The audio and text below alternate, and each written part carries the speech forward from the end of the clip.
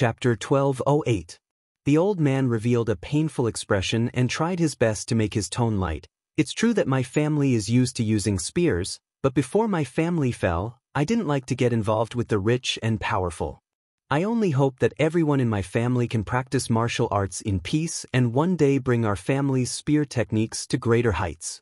As for other things, I never thought too much about it.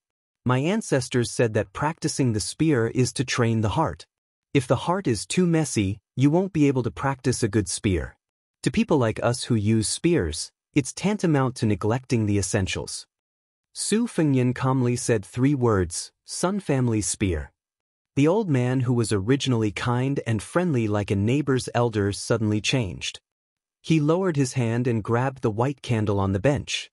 His turbid eyes shone brightly and were filled with murderous intent. The 2 young men stood up almost at the same time and gripped the wooden poles in their hands tightly. This made the lady boss, who was eating melon seeds, jump in fright. She was stunned on the spot. Su Fengyan gently held the wine bowl and didn't rush to drink. He smiled and said, I don't have any bad intentions.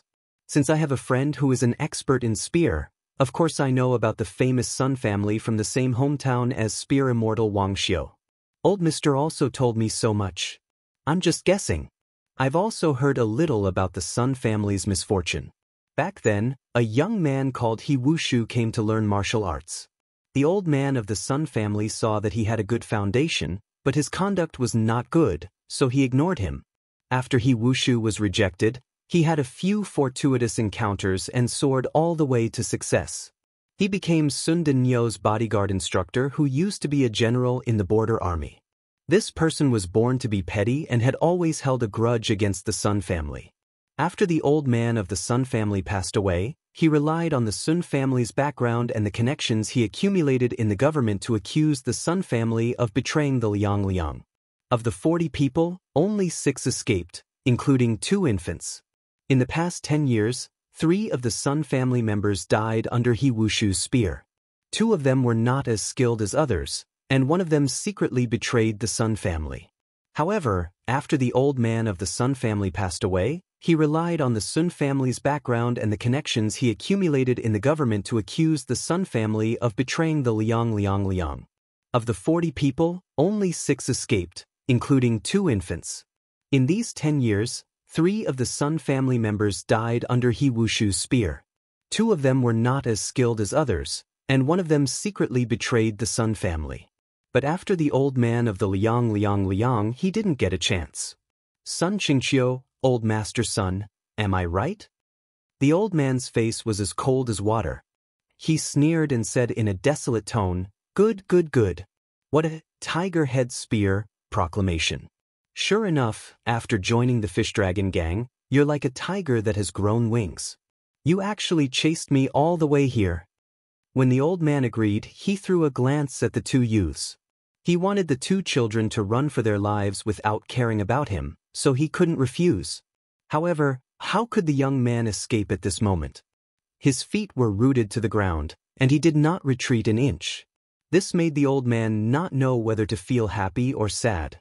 The spear of the Sun clan would not retreat until the person was dead. Su Fengyan was still holding his wine bowl. He mocked himself, Old man's son, do I look like a henchman of Wushu? Or do they look like assassins who are chasing after you? But who in the world would treat someone to a drink before killing someone like me? The tall youth said angrily, You bastard, you must have poisoned the wine. The proprietress was not happy at all. She had roughly heard some clues from the conversation. She didn't believe that the young man was a bad person at all. Who asked him to be so handsome? She slammed the table and said angrily, What are you talking about? Do I look like a gangster shop? Your wine was personally served by me. It's new wine that has just been opened. Child, which eye of yours saw the young master poisoning the wine? Su Fengyan asked directly, Old man's son, do you really think that the 3 of you are a match for me alone? The old man didn't say anything. He didn't relax at all, but his expression was dejected. After roaming the Jianghu for most of his life, especially after more than a decade of running for his life, the old man had developed a pair of discerning eyes and a sharp intuition for danger. The moment he reached out to grab the pole, The young man beside him, whose aura was like that of an ordinary person, flashed with a shocking aura. The old man had no choice but to admit that he was no match for him at all. Su Fengnian asked, "Old man's son, I have a presumptuous request. I want you to go to the border army to be a military instructor who teaches spear techniques. However, I won't care about the grievances between the Sun Clan and Wushu. I don't think you would want others to interfere." The old man laughed coldly. "This young master of unknown origin, don't think that just because you have some martial arts skills that you can talk big. I'm not that ignorant child. I know that the military instructor of our Bailiang army is a 4th level general. If you were talking about an ordinary instructor position, I would think that you were a son of a general with an extraordinary status and believe you. Ha! Is the position of military instructor something you can give away just because you say so? Do you think you're the administrator's son, Li Hanlin?" Su Fengnian couldn't help but laugh. He didn't expect Li Hanlin to be so famous in Bailiang now. It sounded like a good reputation. The delicate young man standing to Su Fengnian's side like he was facing a great enemy looked at this man's evil smile and wanted to kill him with one blow. Chapter 1209. Su Fengnian truly did not know how to convince Sun Qingqiu, but this old man was very likely to be a huge treasure to the Bailiang army. If used well, it could allow the border army's fighting strength to reach a higher level. It could be said that Sun Qingqiu, who had displayed his skills and completely instilled his entire life's worth of knowledge into Bailiang, was even more beneficial to Bailiang than Han Lao's Wang Xiu's junior brother, who was currently the deputy general of Lingzhou. Of course, all of this was just a possibility, but if they missed it, then it would not even be a possibility anymore. Su Fengnian raised his hand. This movement very quickly attracted the old man's swift and violent spear attack. The wax spear did not seem to have any momentum, but it slanted downwards, accurately and viciously stabbing towards Su Fengnian's throat. It was clean and crisp, and it contained the essence of the Sun family's spear technique, pressing forward courageously. In the end, the two youths saw the spearhead of the wax spear stop several inches away from the person. Then, the wax spear, which was in line with the Sun family's unique, no-return aura, was instantly squeezed out in a large arc and then shattered on the spot. After Su Fengnian raised his hand, a young woman in tight black clothes mysteriously appeared in the shade of the tree. After seeing this scene, her exquisite figure was completely expressionless. She was the death warrior, Fan Xiaochai, who had just left the whisk room not long ago. Sun Qingqiu held half of the wax spear. His palm was split open and covered in blood. Even though the old man was already certain that he was not this person's opponent, his spear attack returning without any results still shocked the old man too much. He believed that this spear attack of his was something that even those second-level experts who were usually elusive would not be able to deal with so lightly. Moreover, this young man sitting there did not move at all. There was not even the slightest movement of his qi. Su Fengnian did not look at Fan Xiaochai. He only said, "You don't have to follow me for a while. Take the old man to the border of Liangzhou and find Lu Qiu. I have already decided on the official position. As for how to use the Sun family's spear technique, let Lu Qiu decide for herself." Then, Su Fengnian asked with a smile, "Old master, are you sure you don't want to make a profitable business?" The old man was an open-minded person. After thinking for a while, he sighed and said, "Anyway, I have no choice. Let's see if God wants to destroy my Sun family. I don't believe that he Wushu, a branch leader of the Fish Dragon Gang, can order you around." Su Fengnian breathed a sigh of relief and asked tentatively, "Would you like to leave after we finish the wine?" The old man sat down. "Drink? Why aren't you drinking?" The two youths trembled as they returned to their seats. Especially the delicate and pretty youth, he was completely dumbfounded. As for the hot-headed and tall youth, his face was filled with worship. He must have really met the legendary otherworldly expert. So when this young master said that he was a little tall, he was really tall? After this incomparably excited youth sat down, he anxiously asked, Young master, my grandfather always said that my talent in martial arts is not very good. Your vision must be higher than my grandfather's. Why don't you help me take a look? Could it be that I'm actually a martial arts genius?" Su Fengnian looked at the youth and said calmly, "Logically speaking, you are still a long way from your grandfather's age." The youth opened his mouth wide and still did not give up.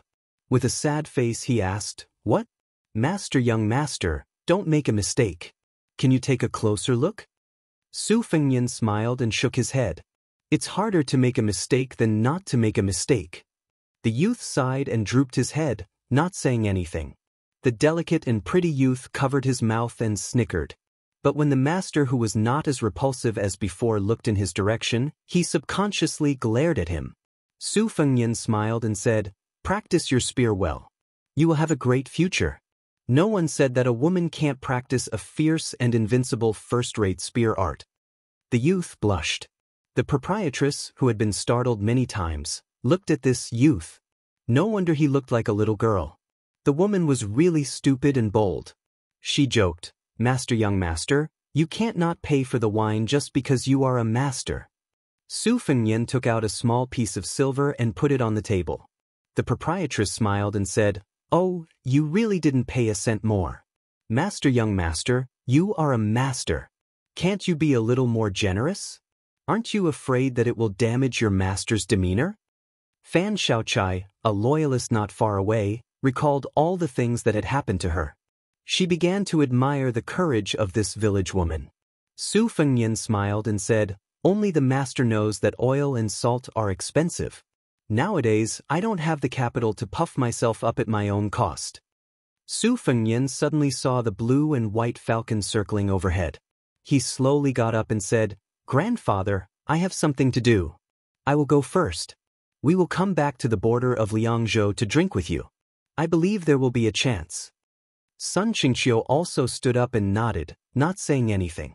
Su Fengnian disappeared in a flash after he finished speaking. This made the woman and the two Sun family youths think that they had met a god or a ghost. Fan Xiaochai said coldly, "After drinking, we will go to the border immediately." Sun Qingqiu grunted. The tall youth stared at this elder sister with his eyes wide open.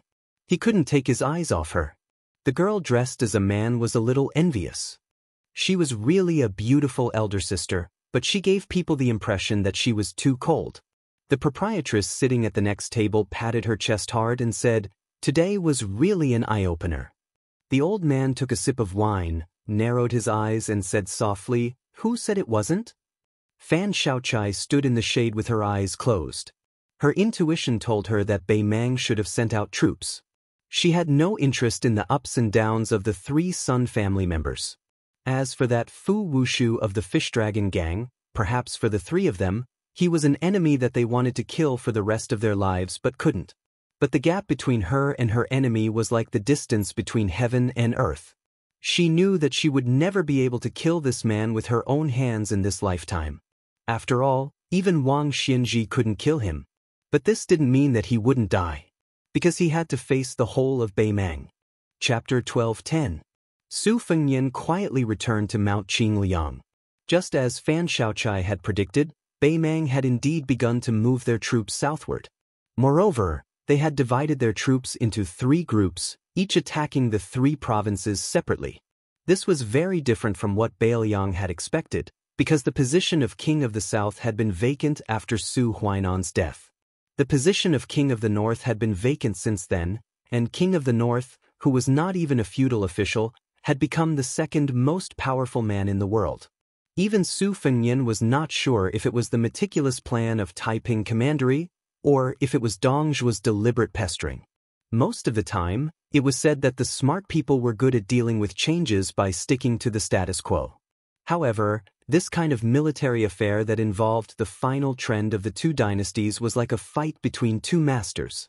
Not only did it test the depth of their internal energy, it also tested the scheming of both sides. The lesson of being greedy for small gains and losing big gains was especially taboo. The lesson of winning a series of battles but losing the overall situation could be seen in the recent spring and autumn period. The reason why Su Fengnian had such a headache was that Bailiang's resources were far inferior to Bei Mang's. Empress Murong was able to confidently launch a 3-pronged attack. On one hand, she had sent to Oba to lead the troops to suppress the grasslands in Norland. On the other hand, she had used the elite cavalry of Southern Dynasty to provoke Bailiang. She could even send a large number of troops to the Eastern Front, eyeing the borderline that Gu Jiantang had built. Of course, even an idiot would know that the final confrontation on the Eastern Front, Li Yang and Liang Mang were well aware of it. They were just putting on airs. Otherwise, they would not have left the 3 trading towns in the northern pass of Ji province open. When Su Fengnian, who was sitting alone in the pavilion in the middle of Tide Hark Lake, thought of this, a wry smile crept up the corner of his mouth. He had used his army to force Great Peace City to submit to him, and had no choice but to loosen the embargo on transporting grain to Liao province. He had also indirectly admitted that Lu province was the rightful ruler of Liuzhou, and Song Dongming had overstepped his authority. Therefore, the imperial court immediately retaliated, and did not even bother to find a fig leaf. It was said that the trade at the northern border of Ji province was much livelier than usual. Yuan Tingshan, who was once threatened by Su Fengnian to be skinned alive, was thrown into the border of Ji province by his foster father, Gu Jiantang.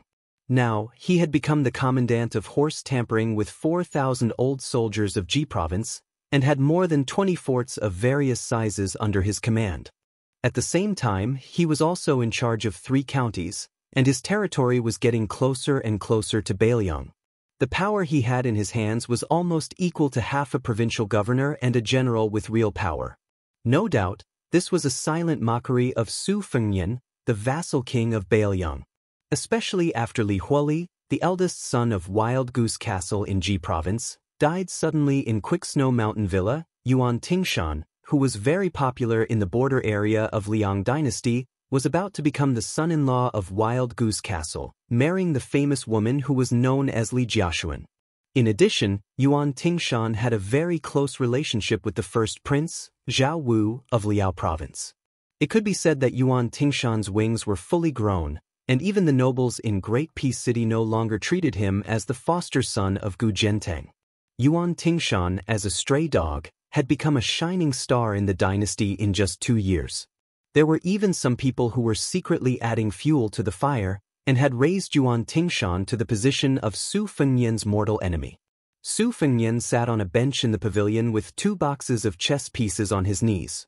He held a dozen or so round and pleasant chess pieces. As time passed, they were soaked in his warmth and were no longer cold. Su Fengnian's thoughts drifted to the Tai, in city that he hated and feared in his heart when he was young. He smiled.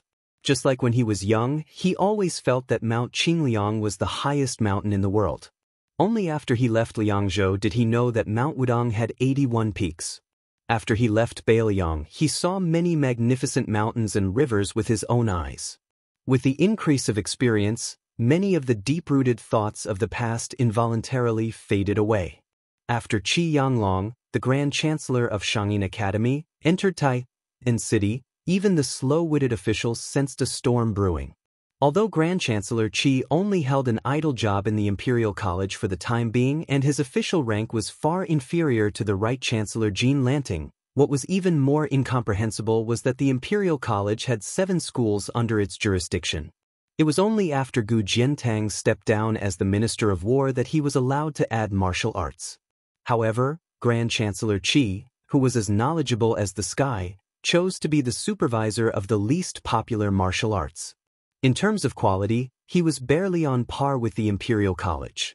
In terms of quality, he was barely on par with the officials of the Imperial College. In terms of the original position in the Imperial College, the director of the martial arts, who had been neglected, was a whole imperial road away from the Imperial College. But in fact, those scholars who used to be considered clean and honest in the capital weren't even qualified to carry Qi Yanglong's shoes. During this period of time, not to mention the hundreds of officials from the Imperial College led by Jean Lanting, even the tens of thousands of students in the Imperial College were anxious. Those whose family backgrounds belonged to the upper class and who switched from the Imperial College to the martial arts overnight didn't even need to cry and shout to enter the martial arts school. Their family backgrounds were only average in the capital. They didn't even need to cry and shout that they wanted to enter the martial arts school. Their parents had already started to use silver to build connections. It was tacky to give silver. However, The Liang dynasty was so prosperous that it had created a prosperous situation that had never been seen in thousands of years. The capital was also the richest city in the world. Who didn't have a few rare calligraphy and paintings? In particular, those that had been stamped with the word fake were the best stepping stones to smoothly enter the doors of the big bosses of the Ministry of Rights. No matter how much the people of the capital cursed the young man in Bailiang, when it came to the identification of authentic works, that guy's picky eyes were very convincing. As long as he recklessly wasted a natural treasure and labeled it as a fake, it was 100% authentic. Moreover, although the young man's surname was Su and not Zhao, he had now become a proper vassal king and had defeated old monster Wang, who was recognized as invincible in the world. As long as he had his seal, no matter if it was square or round, a calligraphy or painting could be sold at a sky-high price in the capital. Su Fengnian didn't have any feelings about this matter. He was more concerned about the direction of the murderous battle between the dragon and the deer that was about to happen. According to the secret report, this Grand Chancellor, who was praised as a person who could be compared with 1,000,000 soldiers, was not really making a small fuss in the martial arts field of the Imperial College. Instead, he began to compile new scriptures under the instructions of the Emperor of the Zhao family. He even used his official status to explain the complete meaning of the Confucian sage for the first time for the Zhao family. It seemed to be icing on the cake for the imperial examination, but in fact, it was to shake the foundation of Zhonglu. This time, Qianglong took the lead in compiling the classics. Just by looking at the two assistants, one could see how much importance the emperor attached to him. The left chancellor of the Imperial College, Yao Baifeng, and the grand secretary, Yan Jieshi, who was a relative of the emperor, were only assistants to Qianglong. Was Qianglong really just compiling a few volumes of books? He was setting the rules for all the scholars in the world for hundreds of years from now on. Su Fengnian clenched the chess piece in his hand and said to himself, "It's okay if Bai Yan loses. Anyway, Zhonglu has always been hostile to Bailiang.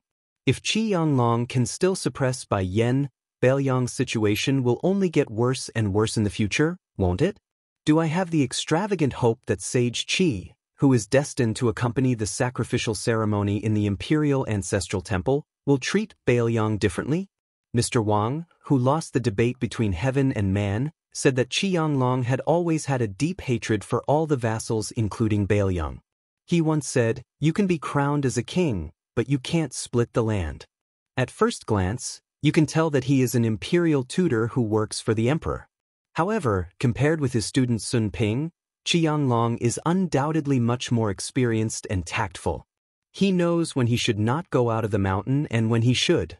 Anyway, he has the final say in protecting himself and helping the world. First, it was Beimang's peace decree, then it is Qianglong. Can't there be fewer opponents like this? Su Fengnian sighed and withdrew his gaze. Great Peace City is always worrisome.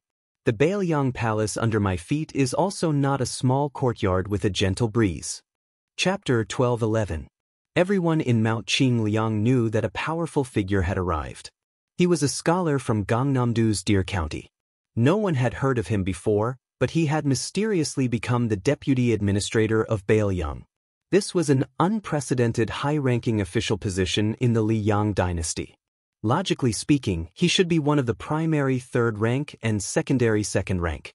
However, Zhao Shi of Great Peace City turned a blind eye to this. He did not reprimand nor did he admit it. It was as if he had made up his mind to let Bailiang do whatever they wanted. Rumor had it that because of this, Wang Lufting, the manager of the Lingzhou Golden Weaving Bureau, had a headache. He did not know how to sew a fitting official robe for the deputy administrator. Whether the official patch was a first-rank crane or a second-rank peacock, it was still uncertain. Mount Qingliang was already used to this. Previously, there were two even younger scholars. Su Beiji, who was born in Beimang, was already the manager of Lingzhou. Even Chen Xiliang, who was the son of a humble concubine, had become the city magistrate of Qingsong City in Liuzhou. Another scholar from the Song family who had suddenly gained power was nothing. Moreover, it was said that during the Yonghui era, when the pillars of the imperial court had emerged one after another to shoulder the burden, he had competed with the head of the prime minister, Yin Maochun, for the number 1 scholar. Such an outstanding figure had a much higher starting point than Su Beiji and Chen Xiliang. Nowadays, the atmosphere in Beiliang had changed. The status of scholars gradually rose with the tide. This was already the trend. As for the sudden appearance of Deputy Administrator Song Dongming, there were not so many rumors. Originally, Su Beiji and Chen Xiliang had suffered a lot because of this matter. Fortunately, on Mount Qingliang, even the coachmen and cooks were people who had seen the world, so they didn't pay too much attention to Song Dongming's arrival. After Song Dongming entered this grand prince's estate located in the northwest of the dynasty, he didn't spend his days as unrestrained and leisurely as Su Beiji, nor did he live in seclusion like Chen Xiliang, who rarely came out. He didn't wear an official robe that fit him, so he only wore an ordinary scholar's robe. He usually lived in a serene and elegant courtyard on the mountainside. Intentionally or unintentionally, he had won over a group of advisors and officials who had originally been gloomy in the prince's estate. The small courtyard was called Huaigui. Because it sounded like Huaigui, it didn't have a good meaning. It was very easy for people to associate it with the words harboring evil intentions, which was a taboo. As a result, even though the view was excellent, and when the weather was clear and bright, one could see half of Liangzhou city through the window, it had still been abandoned for many years. Song Dongming had chosen this place to stay. The servants of the estate only knew that he had never set foot in the Wutangen, where orioles and swallows have red clay in their mouths. However, there would often be women in the courtyard who held great power coming and going, and then there would constantly be unfamiliar faces entering Huaigui courtyard. Some of them left, while others stayed. Su Fengnian was lost in thought. Song Dongming not only needed to be used, but should be used greatly. However, compared to Su Beiji and Chen Xiliang, whose minds were not complicated, Song Dongming was much more difficult to use.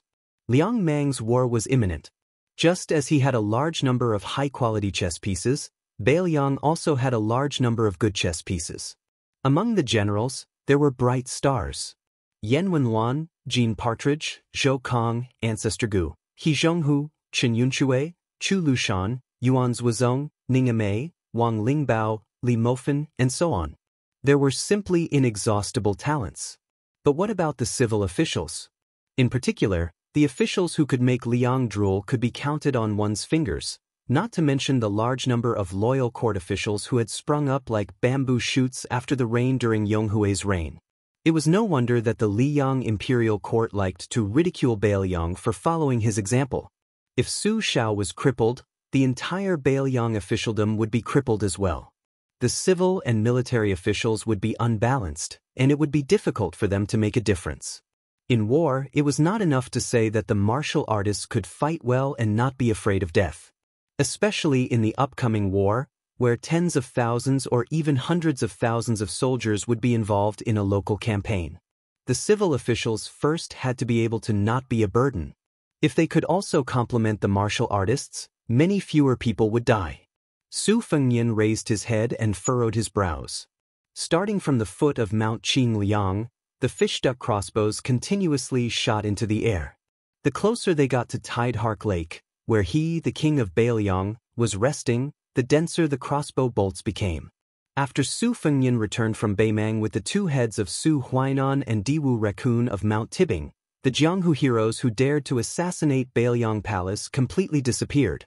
After all, those Jianghu people who were able to make a name for themselves, no matter how irreconcilable their hatred was, were not fools who were willing to throw themselves into a trap. This was especially so after the battle between Su Fengnian and Wang Xianji that showed disdain for the Wolin world. Many of the Spring and Autumn clan men of sacrifice who had been hiding in Beiliang for many years silently left the country along with those generals and rich gentry. This group of people was truly discouraged. Su Fengnian could not think of anyone who could completely conceal their qi and arrive at the foot of Mount Qingliang, then suddenly charge into the palace. Even Su Fengnian could not clearly capture that indistinct figure. Logically speaking, if Zhao Shi wanted him to arm wrestle with Beimang, he could die, but he could not die too early. As for Beimang, Hong Jingyan and Murong Baoding had only recently appeared in Liuzhou, so there shouldn't be anyone who would be so bored as to come alone. Tuoba had this strength, But the mindset of the war god of Beimeng had always been more inclined to achieve great feats on the battlefield.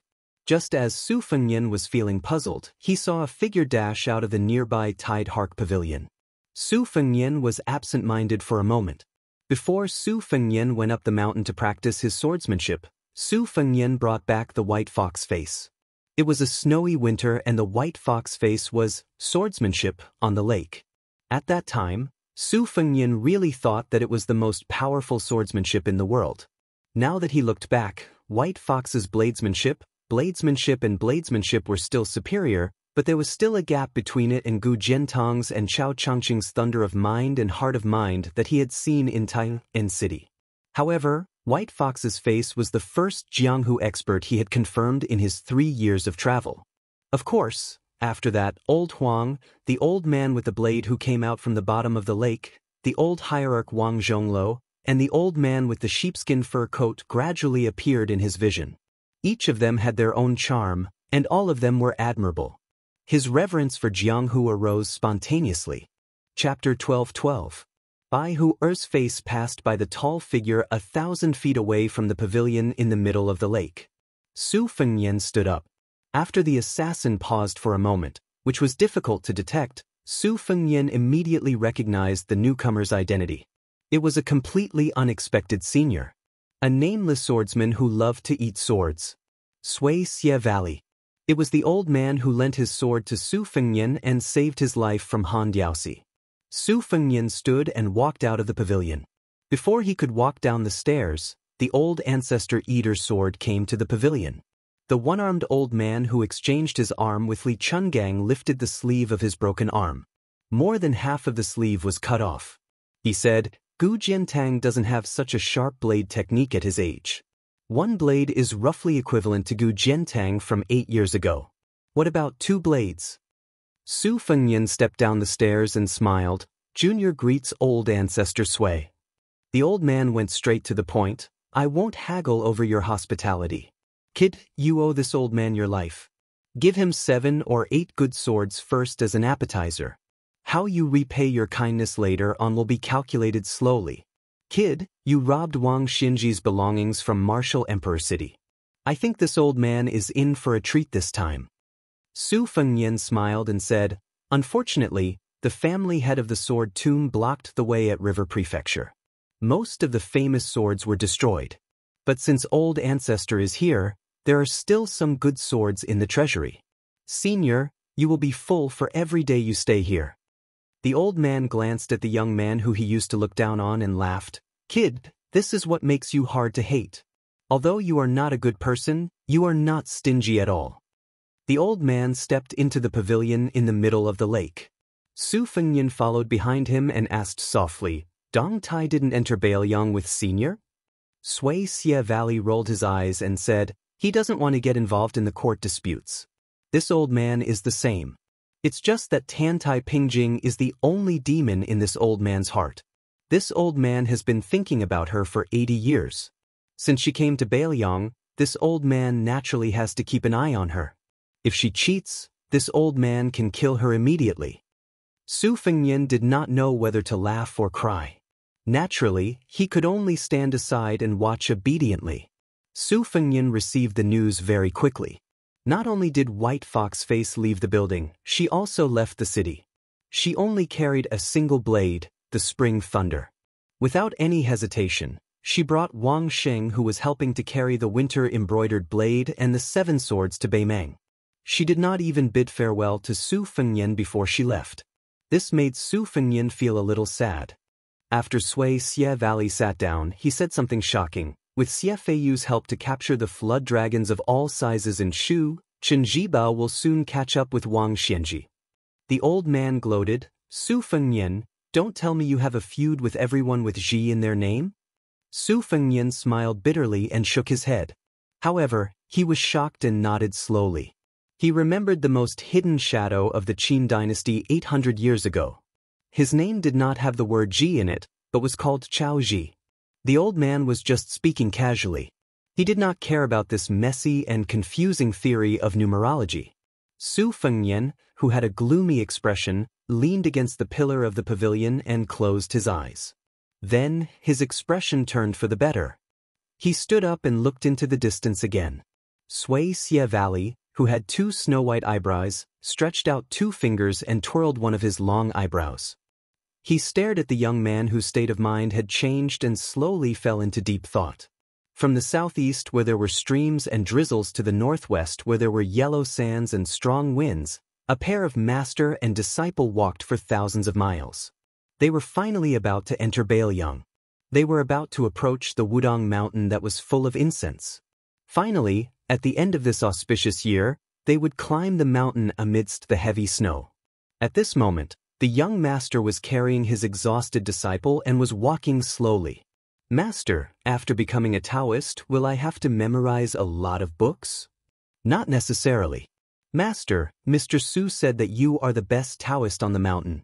Since I am your disciple, I have to cultivate well and focus on Taoism. I am afraid that I will not do well.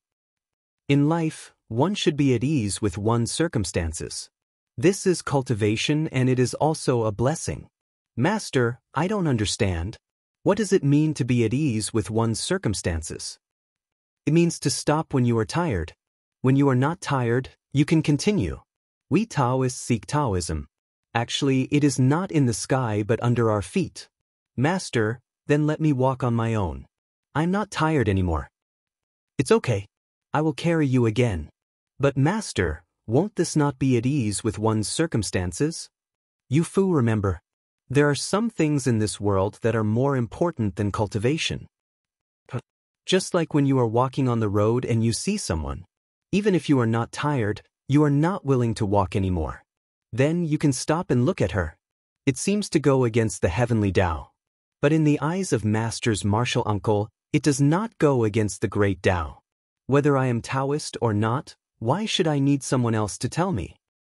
"Sigh, Master, it sounds like being a Taoist is really difficult. But Master, you also have martial uncles?" "Of course Master has martial uncles. Master's martial uncles will also have martial uncles. In the future, there will also be people on the mountain who will call you martial uncles." "Master, look, the leaves of the tree over there are red." "Then let's stop and take a look?" "Okay." Wudong Taoist Li Yufu put down his disciple, Yufu, and held his hand. They looked up at the yellow tree with bright red autumn leaves. The autumn tree was like a woman in red. He did not dare to calculate everything because the world was unpredictable. He did not dare to have deep feelings for fear that it would be a big dream. Li Yufu lowered his head and looked at the child who was in a daze. "Martial uncle, do you really want to dream for 300 years? Li Yufu looked at the heaven and earth with a determined gaze. The people of the world seemed to be proving the heavenly Tao. Everyone had the great Tao to walk on, but they had forgotten it. No matter how high the heavenly Tao was, there would always be a peak. Celestials sat high and were called immortals. But the great Tao was endless. Why was there a need to be high and mighty?" Li Yufu smiled. "Martial uncle, before you died, you told me not to walk on your path. I never understood. Now I understand." Li Yufu let go of his hand and folded his hands. He slowly bowed and bowed 3 times. The first bow was to his parents and teachers. The second bow was to heaven and earth. The third bow was to the great Tao in his heart. Thunder rolled in the entire Central Plains. But for some reason, there was no thunder in the world. Chapter 12:13. Su Fengnian ordered someone to take out 3 good swords from the armory to make the most expensive dish in the world for Sui Xiegu. The old man would not be courteous to this young man. He casually picked up an ancient sword with the words, "Ice Wheel at the Imperfection of Yun Peak," engraved on it and placed it on his knees. He broke off the tip of the sword with his fingers and threw it into his mouth as if he was chewing soybeans. When the young maidservant whose name Su Fengnian did not know left the pavilion to collect the sword, she was stunned and had a special charm. Su Fengnian did not look sideways. Instead, it was the ancestor who looked at the graceful woman and then at the young man who had not yet reached the age of 30. His eyes seemed to be saying, "How can there be such an indifferent and pure king in this world?" Su Fengnian looked at the green lake water. Occasionally, a group of bright-colored carps slid past. Back then, the old man with a blade had been suppressed at the bottom of the lake for many years. When he saw the light of day again, he picked up the nickname 9 Swords Yellow again. At that time, the eldest sister was still in Gangnam-do, the second sister was still studying at the Shangyin Academy, and Su Xiao was not that old yet. He himself was still full of longing and daydreaming about Jianghu.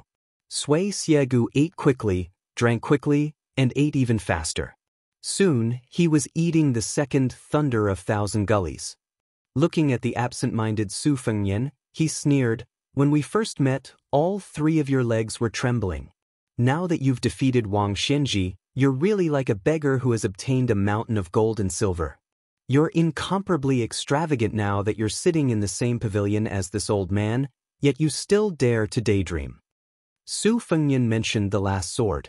It was one of the 3 talisman swords of Mount Longhu 300 years ago. It had been hidden in the Tide Listening Pavilion for many years. It could be said that no one knew about it, but it still shone brightly after being unsheathed. Su Fengnian thought for a while and called for the maidservant who had not gone far to retrieve 2 other good swords. Sui Xiegu did not care about this and joked. It said that the Tide Listening Pavilion has a sword rack with 6 peerless swords. This time, 2 of them are among the top 10 swords in the world. One is Fuji, and the other is Shu Dao. When this old man will open his eyes, the more you hide it, the more this old will be hungry. Be careful. He might steal it. When he can't, others might not be able to get within 10 meters of you, but it shouldn't be difficult for me. Su Fengnian smiled. It's not that I don't want to take out the Fuji and Shu Dao, it's that I can't. Those 2 swords are my second sister's favorite. She has been wiping them since she was young. Sui Xiegu finished eating the famous sword, Ravine Thunder, and burped. He squinted his eyes and smiled. If this old man insists on eating it, what will you do? Su Fengnian smiled but did not say anything. The old man stretched out a finger. His snow-white eyebrows that hung down to his knees were like spiritual snakes coiling around his finger. The servant girl standing on the stone steps outside the pavilion suddenly felt a gloomy chill, as if someone had stuffed a handful of winter snow into her collar. She gently raised her eyebrows and looked at the young vassal king sitting quietly in the pavilion. For some reason, after seeing him, the chill faded a little. For a servant girl like her who was not on duty in Wutangen, the young man in front of her, who was said to be wearing the vassal king's embroidered robe in the near future, was so far away even though he was right in front of her eyes and within her reach. But everyone in Mount Qingliang was already looking forward to him wearing the robe sent by the Golden Thread Weaving Bureau. They were guessing what color it would be. Would it be apricot yellow, or would it be pure blue like the general's robe? Would it be a round dragon or a rising dragon? Would it be made of Sichuan brocade or silk? Especially the women in the prince's mansion. No matter what age they were, they all felt that when he wore the vassal king's embroidered robe, he would be the most handsome man in the world. They also knew that the imperial court had once had the head eunuch of the ceremony directorate personally send over a jade-white embroidered robe. But he had only worn it once at the border before it was locked in a chest and completely banished to the cold palace. The servant girl's mouth was slightly open. The pavilion where the prince and the sword-eating elder had been sitting just a moment ago had suddenly become empty after her momentary absent-mindedness. She did not even feel the slightest breeze. The 2 of them had disappeared into thin air before her eyes. On the lake between the Tide Listening Pavilion and the pavilion in the middle of the lake, Su Fengnian had his back to the armory as he flew backwards. Although his figure was only a fleeting glimpse, in the eyes of the spectators in the shadows, it was still an indescribable elegance. 3 zhang in front of him was Sui Xiegu with one hand behind his back. His 2 long eyebrows, like a dragon's beard, fluttered in the wind. The 2 of them did not attack. The illusory Su Fengnian once again paused after reaching the shore. At the same time, Sui Xiegu's slightly leaning figure also appeared in everyone's line of sight.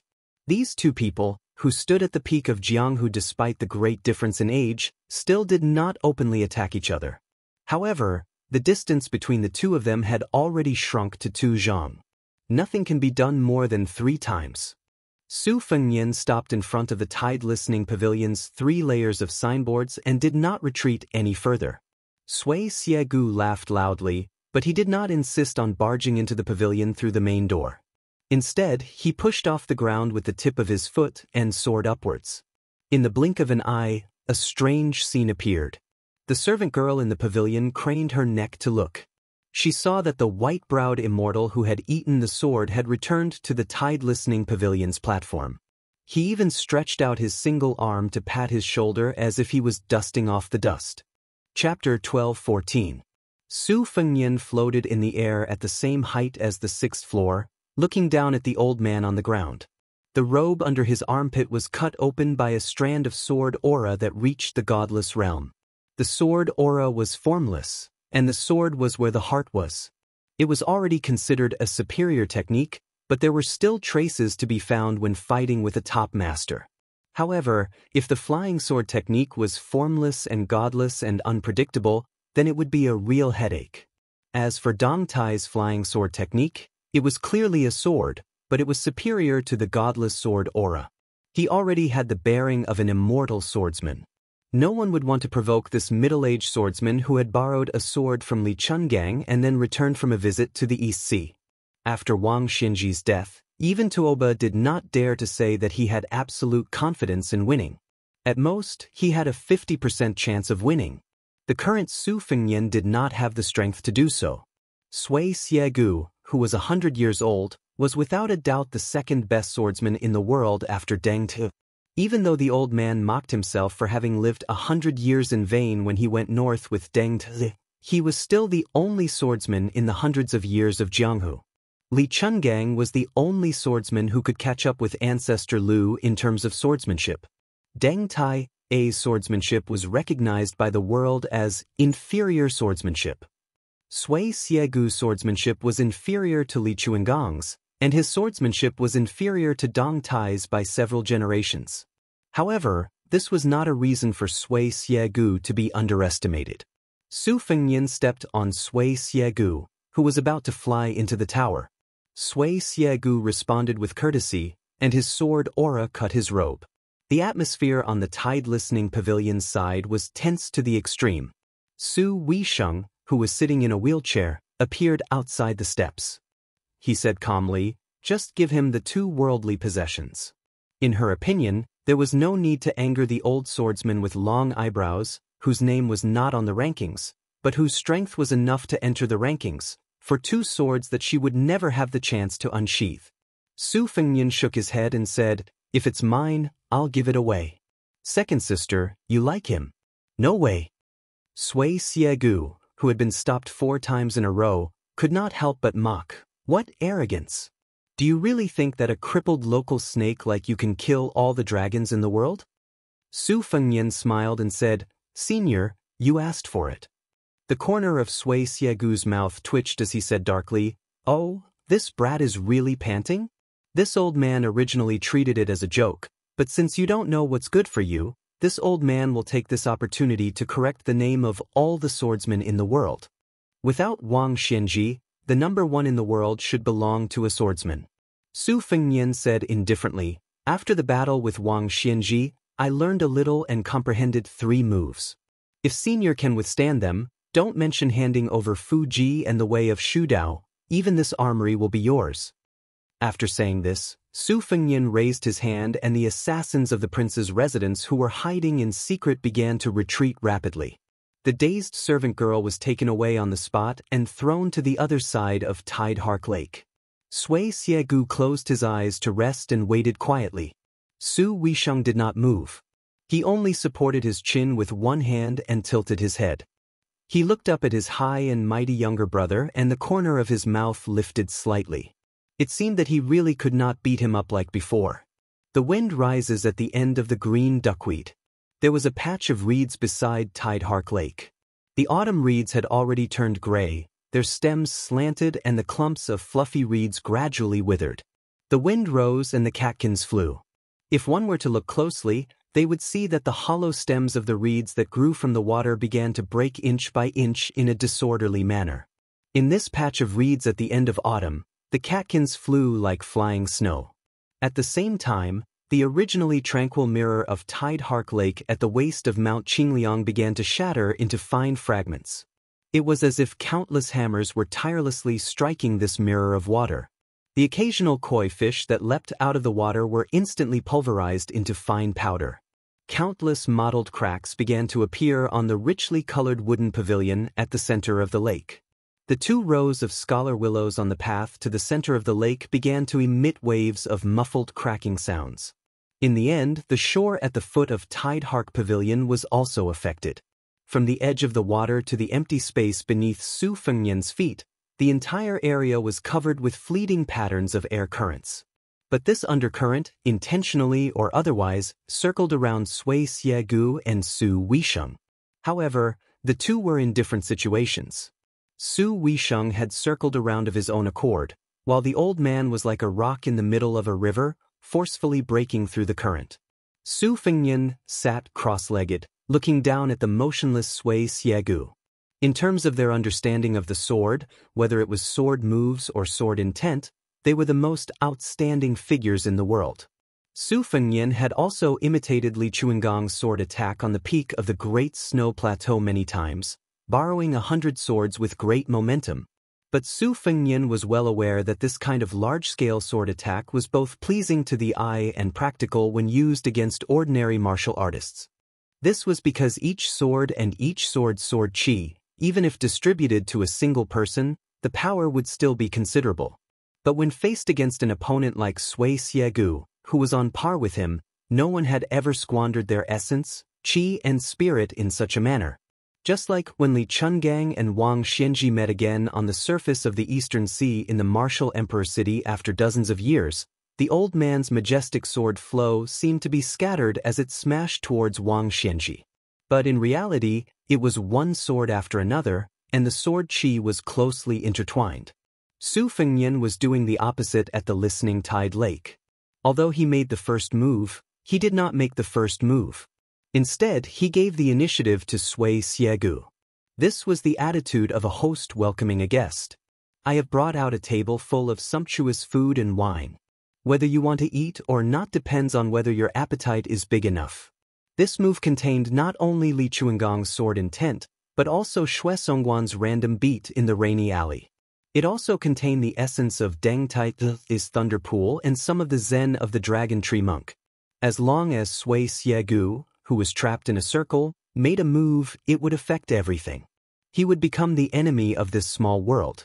Whether Sui Xiegu wanted to prove his swordsmanship or the reputation of the world swordsman, he had to first walk out of this small world of Buddhism's cage. Just as Sui Xiegu was about to make his move, Su Fengnian turned to look at Su Weisheng and smiled. Then, he threw a chess piece high up in the air slowly and casually. Chapter 12:15. Sui Xiegu's brows were as long as a white dragon's beard. His tall and sturdy body remained as still as a mountain from the beginning to the end. This kind of action was a result of his 100 years of experience, and also because he dared to challenge Li Chungang and Wang Xianji. If he added Su Fengnian to the mix, the 3 champions of Jianghu in the past 100 years had all been challenged by him. When Li Chungang returned from the demon-slaying platform, his state of mind was damaged, but Sui Xiegu did not take advantage of the situation. He still asked about the strongest person, the 2-sleeved green snake that Li Chungang had mastered to the extreme. After that, Wang Xianji was at the peak of martial arts. No matter how they fought, he was always the strongest. Unfortunately, it was Yu Groom who received the last half of the sword. This was because Wang Xianji wanted to give the final battle to Su Fengnian, who was far away in the northwest. However, from the conversation that Green Pao Air heard, Wang Xianji was definitely not someone that Sui Xiegu could defeat. This time, Sui Xiegu did not enter Baoyang to work for anyone. He wanted to charge and kill the enemy in the Battle of Liangmang. He wanted to compete with Su Fengnian, an old man who did not care about riches and fame. Sui Xiegu was sure that Su Fengnian's original reliance on Gao Shulu's physique had disappeared. Therefore, the only thing that could be done was to kill without spilling blood. This was similar to the old master of the Spring Invitation Cottage who was best at talking on paper. However, Sui Xiegu believed that in today's world, there were at most a handful of idiots like himself who dared to fight with Su Fengnian. Arriving at the right time was better than arriving early. Just as Su Fengnian was facing off against the old man, Wu Luding and Zihua led the Wu clan cavalry into Liangzhou city and arrived at Mount Qingliang. After entering the prince's estate, their path was unimpeded. The hundred-some people abandoned their horses and walked to the other side of Tidehark Lake where the two experts were facing off. These withered swordsmen with long swords on their backs stood in a line. Apart from the sloppy young sword crown and the calm female sword attendants, the chief flow of these 90-some people was affected. Their tranquil minds began to ripple to varying degrees. Even if the spectators did not comment on the game, they could not help but put themselves in the opponent's shoes. This was even more so for the spectators. As a result, their state of mind was affected. Among the 90 or so swordsmen, most of them had dull expressions. Even in the face of Sir Tidehark's rare peak-level confrontation, none of them revealed an expression of shock. There was a proverb at the beginning of the Wu family's genealogy, "Only when the heart is dead like ashes does the sword come alive." In the end, it was to say that the sword was more important than the person. Forget oneself and remember the sword. Only in this way could the sword be enlightened and enter the divine. The Wu family advocated 2 swords. One type of sword wielding was like a lover who had met with infatuated love. After grasping the sword, they would never change their mind and would die for the sword as if it were for love. The other type of sword wielding was like a descendant who respected their ancestors. They would pay attention to the inheritance of the sword and would often think about how the swordsman who wielded the sword would conduct himself. Wu Luding squatted by the lakeside. Zihua, who carried the Su of Gojosian, stood behind him. On the left and right of the sword crown stood a man in his 40s. His surname was Zhu, and he gave off a gloomy aura as if he had seen a ghost in broad daylight. The other old man stood in contrast. Even if he did not smile, he gave off the impression that he was much kinder. The sword on the old man's back was extremely thin and long. Its width was less than half that of an ordinary sword, but it was as long as 2 ordinary swords. The old man was short and his sword was almost as tall as him. These 2 people were very important even in the sword tomb of the Wu family, which was full of experts. The man Wu Luding privately called Demon Zhu was once Dong Tai's mortal enemy. The 2 of them were once abandoned on the Sword Mountain. From childhood to adolescence, they relied on each other for survival. No one knew why they eventually turned against each other and became enemies. Helian, who was nicknamed the Sword Grandpa, was a martial arts maniac. He was one of the few Beimang swordsmen in the Sword Tomb. The illegitimate son of the Wu family, Dong Tai, fought against him when he left the Sword Tomb. Helian, on the other hand, was praised by the ancestor of the Wu family as the best in terms of his unique understanding of the sword. The man with the surname Zhu crossed his arms in front of his chest and said sinisterly, "What best in the world? As long as we remove those nails, even I will have a chance to kill him." Although Wu Luding didn't have a good impression of Su Fengnian, he was still impartial when it came to matters and people. In addition, he had always hated Demon Zhu, who had killed many people in the Sword Tomb. If it wasn't for the fact that Demon Zhu had already left the Wu family, he would have pestered the ancestor to change his mind and not let the tiger go back to the mountain. He and Cui Hua didn't believe that 60 dragon-binding nails could trap this person. Therefore, Wu Luding sneered and said, "Don't forget that the current Su Fengnian is a Su Fengnian without Gao Shulu's physique. His strength has been greatly reduced. If Wang Xianji hadn't died, would you have dared to say such words in Martial Emperor City?" The devil laughed mockingly and said, "Whether old monster Wang is dead or not, I won't say that I can defeat him. But since that Su Fengnian has been beaten back to his original state and is only a number 1 person in the world who doesn't live up to his name, why can't I say it? Can't kill him? As the sword crown of the Wu family, you don't even have this bit of courage. It seems that the Jianghu is destined to be worse with each generation. The Wu family's sword tomb is no exception." Wu Luding was so angry that he glared. Just as he was about to speak, he heard Cui Hua say softly, "Zhu Huang, in 3 days, we will decide who the Su of Gojosian belongs to." Demon Zhu, who had been drooling over the Su of Gojosian for a long time, chuckled. However, there was a trace of undetectable nervousness in his fiery eyes. Wu Luding was even more flustered. However, he knew Cui Hua's temperament too well. He couldn't persuade her with words.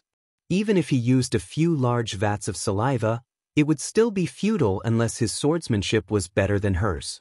At this moment, Wu Luding, who had left the sword tomb to travel the Jianghu for many years, suddenly realized that he might have been too content. He always felt that he would one day reach the top of the sword forest and that there was no need to rush. Wu Luding seemed lazy and undisciplined, but he was also extremely conceited. He thought that his talent was enough to make the entire Jianghu wait for that day. Elder Helion, who had been watching the tide-listening pavilion all this time, suddenly said, "I've spent my entire life observing, learning, and comprehending. It's like collecting countless treasures.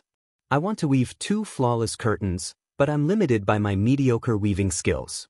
I have the will, but I don't have the strength. It's said that even the cleverest housewife can't cook without rice. I'm helpless, and I'm even more helpless. I have 10,000 pounds of rice, but I can't cook it. Thus, I've never been able to show these 2 curtains to the world." The elder turned his head to look at the young sword crown and slowly said, "I originally thought that you, Wu Luding, could weave the 2 curtains.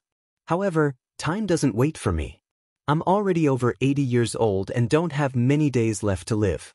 I might not be able to wait until the day you achieve enlightenment in the way of the sword. Now, I'm fortunate enough to encounter a ready-made one." Chapter 12:16. Wu Luding said with a bitter face, "Marry Grandpa Sword. Just keep it in your heart. Why do you have to say it and make me sad?" The old man smiled and said, "When us old men see that our juniors don't make progress, we will always hate them for not competing." Wu Luding sighed and turned to look at the lake, lost in thought. Other than the most prestigious people in the Wu family sword tomb, there were also Zhang Wantai, the left-handed swordsman who had once fought with Gu Jiantang, Lu Jianji, the young master of the apricot sword furnace, Yu Zhuowu, Han Banjian and the sword monk Cui Meigong of Western Shu, as well as Nailan Huayu and a few other women who had been in the sword forest for many years. All of them stared at the battle of the pinnacle beside the armory. It was very different from how people imagined it to be when 2 top experts fought. Other than the beautiful scenery of the rippling lake, the only eye-catching scene made the hundreds of people of the Wu family feel as if they had fallen into a fog. Even Zhu Huang, the Helian sword maniac, and Gong Sun Xiushui, these top swordsmen, followed the movement of that object with their eyes. A chess piece was thrown high up. It did not reach the top but fell down. It was still jumping to a higher place. Everyone had their own opinions. Gong Sun Xiushui, the top master of the southern Tang in the past, said to himself, "The young king must have built a chessboard. The place where the chess piece is planted is the time when the killing intent is born. Whether the old man with long eyebrows can win or not depends on whether he can break this chess record before the chess piece lands." Nailan Huayu, who was still as charming as before, said with a smile, "What chessboard? In my opinion, that young handsome guy is just putting on airs. He does whatever he wants to do. At his level, no matter how shallow the moves are, they can still be used by him. Isn't it just a matter of looking good?" Yu Zhuowu, who had almost gone mad from practicing the ancient sword, shook his head and said, "Then you have really underestimated this person. That senior sword qi is overflowing from his body, and his cultivation state may not be lower than Su Fengnian's. There must be a deeper meaning behind his actions. How can a battle of life and death be a game?" The sword monk, who was often called Baldi Cui by Wu Luding, carried a wooden sword, dragon-subduing wood, without a sheath on his back. He touched his head and sighed, "The Zen atmosphere here is really strong. It reminds me of the time when I passed by the Dragon Tree Zen Master at the back mountain of the 2 Zen temples. The old monk was covered in mud. With a hoe in hand, he walked towards me and greeted me with a smile. I thought he was just an ordinary monk in the temple and missed him. Later on, when he thought about it, he realized that he was indeed a person who had attained the Tao of the glazed body. No wonder they say that the Su family of Bailiang has been devoutly worshipping Buddha for 20 years. Could it be karma? The chess pieces began to fall. Just when everyone thought that an earth-shattering battle was about to begin, the sword maniac Helian revealed a look of surprise and said coldly, "It's clear." Cui Hua closed her eyes again. Zhu Huang seemed to have sensed it at the same time. He curled his lips and had a complicated expression. It seemed to be admiration and disdain. Of the remaining 90 or so people, a few of them were obviously slower by half a beat. Most of them did not know what was going on and were still waiting for the thunderous confrontation between the two sides.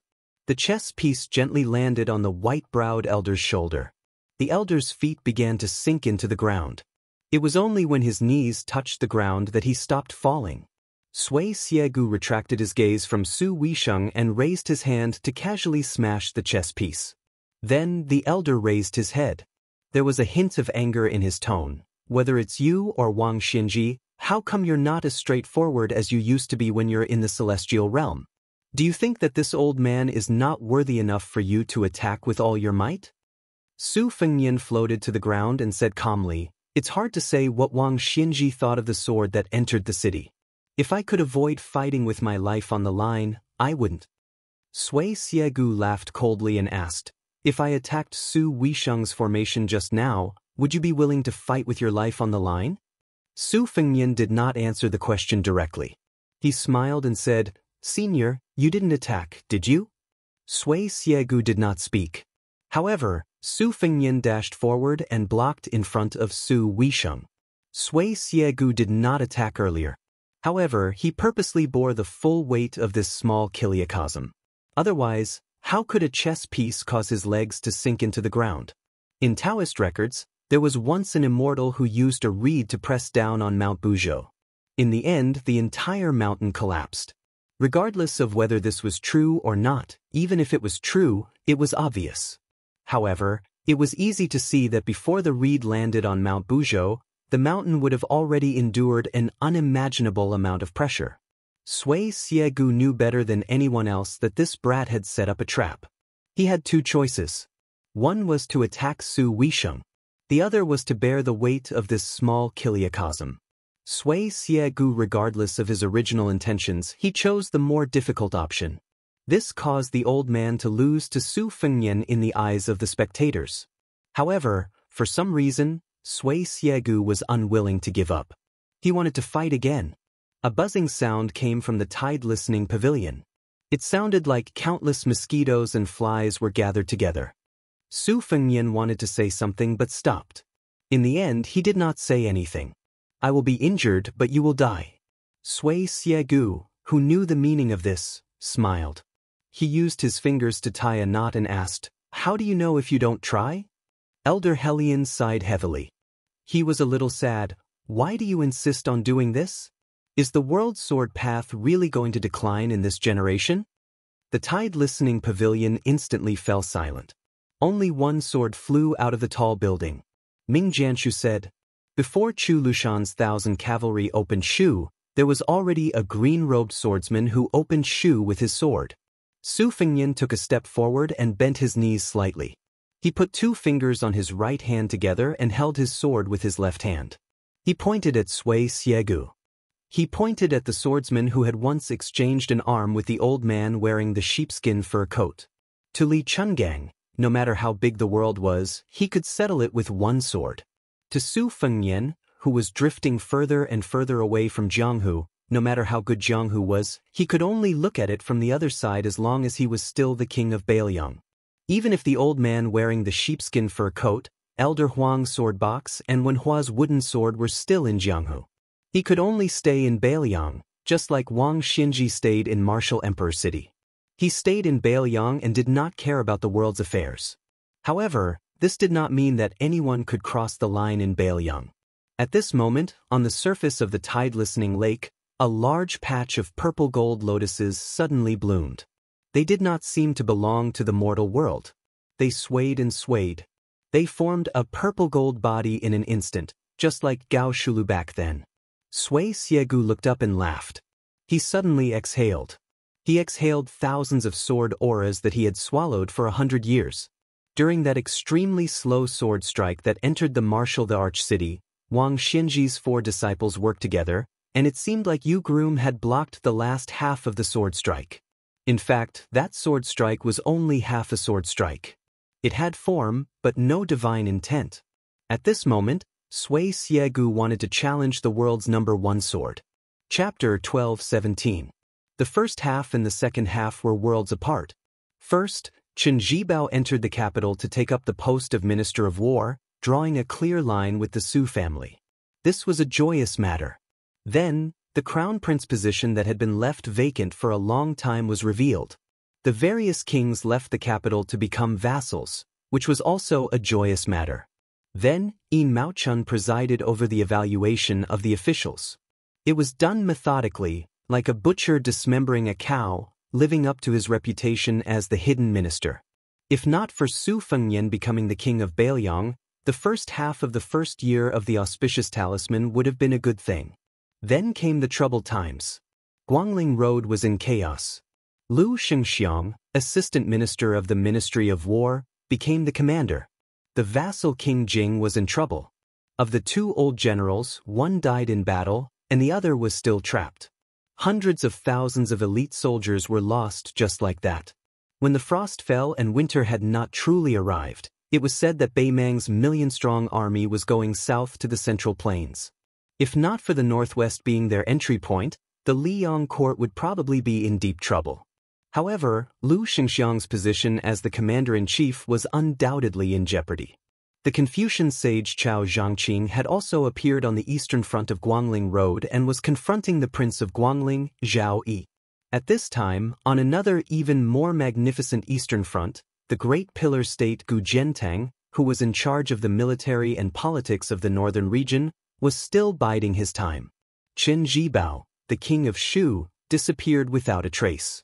Zhao Bing, the king of Yanqi, was watching from the sidelines. As the capital of the country, if not for the arrival of Qi Yanglong, who was in his twilight years, the people of Great Peace City would probably be in a state of panic. Every inch of land in Great Peace City was worth its weight in gold. Many officials who could attend court meetings every day worked for 20 years and still could not afford to buy a house. The more they worked, the less they could afford to buy one. A few years ago, there was a tragedy. An official who lived far away drowned in a river in a rainstorm in the morning in order to make it in time for the morning meeting. The current emperor was said to have the country in his hands, but he was an almost stubborn and thrifty ruler. He was also very strict with his relatives in the imperial family. In the past, the relatives of the emperor would take over the property of the people. After the founding of the country, it would get worse in less than a generation. In this dynasty, it was extremely rare. This made it seem like the emperor was different from the other emperors. However, His Majesty the Emperor was never stingy with his generosity to those important officials. Other than that group of scholars who stood out in the spring of Yonghui, there were Chen Zhibao, Lu Baijie, and Lu Xingxiang. These three high officials of the Ministry of War lived in the best Vermilion Gate mansions when they entered the capital and were bestowed with countless rewards. However, these people still couldn't compare to Chancellor Qi. The previous owner of Qi Yanglong's residence was a county king who had been stripped of his hereditary title by the previous emperor. His eldest son had long been demoted to the rank of General Xinghua. This wasn't much. In order to take care of Qi Yanglong, who once called himself Ud Clear Gluttony, the emperor of Zhao family, who never played tricks in the imperial kitchen, specially set up an Ud kitchen in the Qi manor. He found two great masters who were proficient in cooking from the old Dongyue territory just to cater to Chancellor Qi's taste. As a result, Qi Yanglong didn't even need to follow the customs of the local officials. The Qi manor was such a treasured land of feng shui, so it naturally made the city's high officials and nobles scramble like ducks. They all considered it an honor to be able to cross the Qi manor's threshold. Regardless of their status and background, busybodies liked to judge by the time they entered the manor. For a time, the Qi manor's main entrance became a dragon's gate. This was an unprecedented grand occasion that hadn't happened even when Zhang Julu was in charge of the Shangshu province. However, this was also related to Grand Secretary Zhang's unreasonable behavior. Chancellor Qi, on the other hand, was completely different. Qi Yanglong didn't reject the luxurious mansion and silk bestowed by the emperor, nor did he reject the elegant book collection bestowed by his colleagues. There were people who roughly estimated that in less than a month's time, the Qi Manor's Iron Sword Zitherguts building had received no less than 80 books, all of which were paid per page, 1 gold per page. The great Feng dynasty's books were publicly acknowledged to be exquisite in paper, simple in style, and excellent in engraving. It must be known that the few most famous private library buildings in the world today were the result of several generations of the family's perseverance and extravagance. Red lanterns were hung high everywhere in the Qi manor. Qi Yanglong had just sent off the Cave Abyss Pavilion's great scholar Xianxia. He sat across from him and drank 2 jars of aged wine. At this moment, the old man who had come to the library alone seemed to be glowing with health. He wore a thick fur coat. The old man's figure was short and thin, especially in the north where men were all tall and healthy, so he seemed to be unable to bear the burden. The old man arrived in front of the bookshelf. Along the way, he didn't take another look at those priceless books. Instead, he pulled out a Bailiang local chronicle that Gu Jiantang had someone send over. The author was unknown. After the old man flipped it open, for some reason, he read those concise words. He only felt a wave of lonely indignation assaulting his face. The land of Lianglong, the winter is extremely cold, many clothes and skins. Although they have been damaged by rats, they are still hidden deep, all of them using thick fur as clothing. Every time there is a severe winter, the fingers will split the skin, freezing the bones for 1,000 li. The land is extremely high. The people of Lianglong can endure the cold and hunger, valiant, not fearing death. The noble, strong, and lowly old are adept at riding up and down cliffs as if they are flying. They don't need boats to cross rivers, passing by floating horses, excellent in archery and hunting. Chapter 12:18. The old man dabbed in his saliva and flipped through the pages. He read a passage. They grow up on horses and are the most heavily armored soldiers. When mounted, they gather like the wind. When dismounted, they gather like herds. Everyone is a soldier. Millions of households in Liangdi, more than millions in Jiang'an. Those who own this place have the world. Their temperament is unyielding, and they would rather break than bend. Their hearts are fickle, and they are not enough to achieve merit. Those who do not have outstanding military achievements will not be able to seize merit. When my dynasty owns this place, we can control the northwest. It is only a matter of time before we ride our horses up north. When Beimeng owns this place in less than 10 years, we will be in Guangling. The old man unconsciously read this book written many years ago. His expression was sad. The old man already knew who wrote it. His disciple Sun Ping. Compared to Yuan Benshi and Xie Feiyu, he viewed Sun Ping as a scholar to whom he could entrust his legacy. The old man had never felt that anyone deserved to be envied by the heavens. It was said that one's talent was not recognized because one's talent was not high enough. Only his disciple Sun Ping was an exception. If Sun Ping had not died early, the old man believed that he would not have needed to get involved in this mess. Now, it was not just a puddle of muddy water. There were already signs of turbid waves rising to the heavens. No matter who got involved, it would be best for them to get both praise and blame. Feeling sad, the old man silently put the book back on the bookshelf. Very quickly, a steward of the residence came to report that an important guest had come through the back door through Commandery Prince Rong, Zhao Hui. The old man did not seem annoyed at all and only said that he would be there soon. The steward originally wanted to remind his master that Commandery Prince Rong was one of the most important figures in the capital and could not be neglected. However, he quickly felt that his actions were unnecessary. Almost all of the aristocratic families in city had sent people to visit the Qi residence. Commandery Prince Taiping Zhao Hui, as the younger brother of the previous emperor, had not visited because of his old age. Thinking about it, the guest this time was nothing more than a descendant of the old Commandery Prince's branch and was not worthy of his master's welcome. Thus, the steward left with a relaxed smile. Qianglong, who did not have a moment to rest, walked to the main hall. He saw the backs of a few young people pointing at a pair of exposed feng shui stones outside the room. These were all good items left behind by the previous owner. They had been left behind because it was too difficult to move.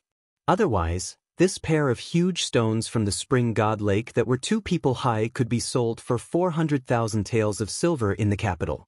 The old man was not in a hurry to greet them. He walked over quietly, and when he saw their faces clearly, he smiled. They were all very popular people. Wu Shizhen, whose father was Wu Lingsu, was the former verdant gazelle palace lord. Now, he was the leader of Taoism in the north.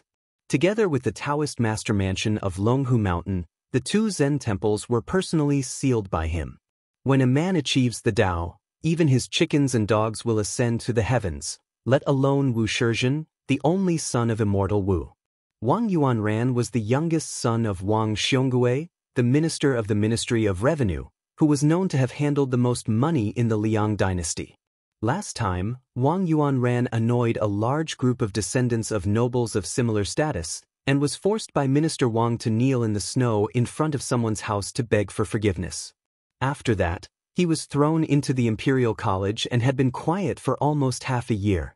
Now, he was probably considered to have made a comeback. Other than these two popular young people, there were also two grandsons who had made great contributions during the Spring and Autumn War. Following Yan Zhenchuan's death in battle and Yang Shenxing's loss of power, the Yan and Yang families' foundations in Great Peace City had been shaken, and their vitality had been greatly damaged. The other families of generals did not feel the same way. The ancestors of the latter who had made great contributions during the Spring and Autumn War had mostly died of old age and illness. They were originally far inferior to Yang Shenxing's Yang family, who was still alive. Yang Shenxing could do whatever he wanted in the west of the capital. Back then, most of the Han family's wealth had been handed over to him, and he had tens of thousands of elite soldiers in Ji province. Many times, the imperial court's decrees were not as important as Yang Shenxing's words.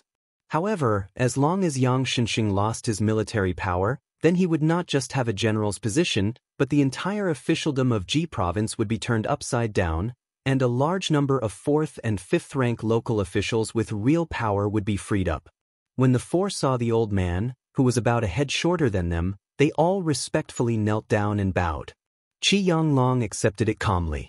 After they rose, he smiled and asked, "Other than waiting for me, this old man, you should be waiting for someone else, right? You kids don't have the ability to buy Prince Rong's face." Wang Yuanran was about to speak when a familiar laughter came from behind him. Qi Yanglong turned around and saw 3 visitors. They all had young faces, but compared to the group beside him, whether it was their status or their aura, they were much better. The former 4th prince, the current crown prince Zhao Zhuan, the right chancellor of the Imperial College, Jean Lanting, and a man that Qi Yanglong did not recognize. He was filled with a murderous aura that could not be concealed. Even if he was accompanied by the crown prince and Jean Sanlang, he did not have the awareness of being a supporting character. The old man thought for a moment and remembered a person. It should be Yuan Tingshan, Gu Jiantong's adopted son, and the son-in-law of Yanbao in Ji province. The old Gu Lu of the Ministry of War once had a secret file that divided the upper and lower volumes according to age. Those who could be recorded in it, especially the lower volume in the past 20 years, other than a few people who destroyed their own futures, most of them had reached the high position of a 4th-rank general at the very least. Yuan Tingshan was now in the top 3 of the lower volume. The 3 of them bowed together. Qi Yanglong told them to dispense with the formalities. He sighed and smiled. "It's good to be young." Chapter 12:19. Chancellor Qi sighed. Crown Prince Zhao Zhuan, Jean Lanting and the rest only smiled and didn't say anything. They weren't at a position where they could casually argue with Qi Yanglong. At the very least, they weren't at that age yet. As the Crown Prince of Liang, Zhao Zhuan had the most confidence. However, he revered Qi Yanglong the most because there was a huge mountain between him and the Grand Chancellor of Shangyin Academy. Among the group, only he knew about the master-disciple relationship between Qi Yanglong and Half-Inch Tongue. Furthermore, with Qi Yanglong's knowledge and experience, Wu Shizhen and Wang Yuanran would probably think about the situation in the capital and the world even if the old man casually mentioned that the weather was good today. Chancellor Qi looked around and smiled in relief when he saw that the youngsters he mentioned didn't reply. At this moment, Yuan Tingshan took a step forward and smiled. "It's really good to be able to live to Chancellor Qi's age." Qi Yanglong looked at this young martial artist whose name shook the capital. Not only did he not blame Yuan Tingshan for his outspoken words, he didn't hide the admiration in his eyes. He looked at Yuan Tingshan and nodded. Indeed, it's better to live than to die. Especially for a battle general like General Yuan, who persevered at the border all year round. It doesn't matter if you lose a few battles, as long as you don't die, you will have everything. Yuan Tingshan was stunned for a moment and grinned. Chancellor Qi, you are much more straightforward than those old fellows in the capital city in the past. If there's a chance to make a trip to Jizhou, I will definitely bring out the best wine. Chancellor, it's impossible not to drink wine. Zhao Zhuan's smile was warm and slightly helpless. Mr. Qi, don't lower yourself to the same level as this boor. Qi Yanglong waved his hand and smiled. Living in the desert border for a long time can cultivate heroic spirit. What you said is true. I will probably make a trip to the border next year, from Liangliao to Jishi. At that time, I'm afraid General Yuan won't have enough wine. Yuan Tingshan chuckled. I've done a lot of shady business of killing the rich to help the poor at the border of Jizhou this year, but not a single copper coin fell into my pocket. However, if I want to treat Chancellor Qi to a few jars of fine wine, I think my salary is enough. Jean Lanting, who had been smiling cautiously the entire time, suddenly stopped smiling. He glanced at the crown prince and saw that Zhao Zhuan's face was calm, as if he didn't think that Yuan Tingshan would cause trouble with his words. Wang Yuanran and the others all admired this mad dog Yuan's unbridled behavior from the bottom of their hearts. The old man in front of them was someone the imperial court secretly invited to keep Grand Secretary Zhang in check. When speaking with him, who wouldn't cover their dirty buttocks with all their might, fearing that Qi Yanglong would have a bad impression of them? If that happened, they wouldn't have a chance to make a name for themselves in the imperial court for the next 10 to 20 years. For someone like Wang Yuanran, who could do whatever he wanted in the capital, not to mention Tantanon, even if he met someone like Yin Maochun or Yuan Gua, who called him uncle, he would still have to obediently tuck his tail between his legs and pretend to be gentle, courteous, and thrifty. Qi Yanglong gave the seemingly heartless Yuan Tingshan a glance. Such a young and reckless hero had tormented the lifeless officialdom of Ji province to the point that it nearly broke its old bones. The reason Yuan Tingshan came to the capital was to bring a bramble and ask for punishment. If he still didn't come, perhaps even his foster father, Gu Jiantang, would not be able to keep his official title and military power. Yuan Tingshan had gone on a killing spree in the region of Ji province. Many of the tyrannical clans that had been rooted in the region for over 100 years were accused of treason and recklessness. They were executed first and reported later. Before the Ji province's governor, Qin Huchen, could report to the Ministry of War and the Ministry of Justice, Yuan Tingshan had their heads chopped off. If it were only one or two incidents like this, perhaps Qin Huchen would just turn a blind eye to it. He might even cover up for Yuan Tingshan, the foster son of Gu Jiantang. But after autumn came, Yuan Tingshan's tyrannical behavior became more and more serious. The marriage between Ji province and Ji province was closely connected, and the power of each family was intertwined. The so-called 12 families in Ji province married each other, and almost all the clan leaders were related by marriage. As a result, Yuan Tingshan killed 4 of them in one go. As a result, the border of Ji province was plunged into turmoil, and the imperial censor was impeached because of it. The general of Ji province and the deputy general who was in charge of the military affairs in Ji province were implicated. Not only were they severely reprimanded by the Ministry of War, it was said that even the emperor had started to pay attention to this matter. Finally, he shifted his solemn gaze from Guangling province to Ji province. Gu Jiantang, the great pillar of Ji province, paid no attention to this, and showed no sign of supporting this foster son of his. After that, Yuan Tingshan quietly came to Great Pea City, and somehow got on the Crown Prince's boat and came to Qi Mansion. As someone who was nicknamed Mad Dog Yuan, he must know that talking to Qi Yanglong was no different than talking to the emperor directly. And to a certain extent, it was more tactful and more beneficial. The old man seemed to feel the heavy atmosphere around him. He laughed and patted Yuan Tingshan's shoulder. He didn't play dumb with this warlord of the border who was quite a bit lower in seniority, and said straightforwardly, "Since you flatter me that I, Qi Yanglong, am a straightforward person, General Yuan can also be straightforward. On this trip to the capital, you brought the entire dowry of Yenbao's daughter. You haven't even warmed it yet, and you're already using it to make connections. I heard that it's not very effective, and not many people dare to accept it. As for me, I'm not a high official and I'm not afraid of losing it, so I can help you say a few words. I'm not entirely helping you, but in the end, I'm just going with the flow and helping you resolve your urgent situation. There shouldn't be a problem. However, General Yuan, you have to consider the crux of this matter yourself. Otherwise, if it happens again and again, no one is willing to waste their face and incense for nothing. On this point, you can learn from the king of Bailiang back in the day. Yuan Tingshan couldn't help but sneer at Qi Yanglong. However, he could only hold back his complaints when he was facing this Grand Chancellor who had a profound and unfathomable knowledge.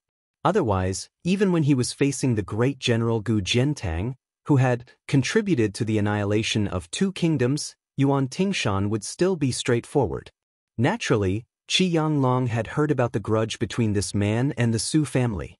Therefore, he said earnestly, imitating a worthy person is a realm that only a virtuous person can achieve. However, if you wish to catch up with your enemy's power and status, it's something that everyone has. The latter is easier to accomplish. It's just like how you, Yuan Tingshan, didn't find Mi Fu, who had 9,000 soldiers and horses, an eyesore of Qinyu, who was the lord of a province. Therefore, you've been thinking of adding a few thousand soldiers to your army, or even pushing Qinyu away and becoming the provincial governor, an important official of the border. You've been building momentum for this recently. Then, based on the same logic, why can't General Yuan learn from Rintu and carefully study the history of this martial artist who had achieved great merit in the spring and autumn period? Could it be that the true thought in your heart is? When he said this, the old man narrowed his eyes. Yuan Tingshan quickly interrupted Qi Yanglong and said with a bitter expression, Hold on. I'm scared of you, Mr. Qi. Don't worry, I've understood what you mean. As long as you're still in the imperial court, I'll do as you say. What do you think? As for where my position will be in the end, and what I'll do at that time, if you've retired at that time, I dare not say that I'll listen to everything you say, but I'll still listen to your advice. Chapter 12:20. When the bystanders heard this, they felt as if they had fallen into a fog. The hedonistic son of a wealthy family, Wang Yuanran, didn't even listen since he didn't understand. He absent-mindedly admired the flowers, plants, and strange stones in Qi manner. Jean Lanting carefully chewed on the words of the old and young.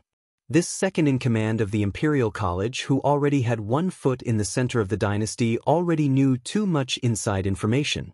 First, Chancellor Qi said he was just going with the flow. In that case, not only was the emperor not angry about Jibei's turmoil, he was instead happy to see it happen. Jean Lanting didn't find this strange. Back then, when the entire Han family died, it was only the first wave of cutting grass in Ji province, this important border region. What followed next was probably the second wave. Second, Chancellor Qi revealed that there would be a patrol of the entire eastern border in the near future. Perhaps the 2 Liao were dissatisfied with the imperial court's suggestion of having an assistant minister of the Ministry of War patrol in place of the Son of Heaven, so there was some backlash. There was an urgent need for an important figure with even higher authority than a third-ranked assistant minister to pacify them and set down the rules first. Then, in the future, the assistant minister patrolling the border, supervising local military affairs move could be followed. Jean Lanting even thought further. Assistant minister patrolling the border. Right now, it was only the 2 Liao.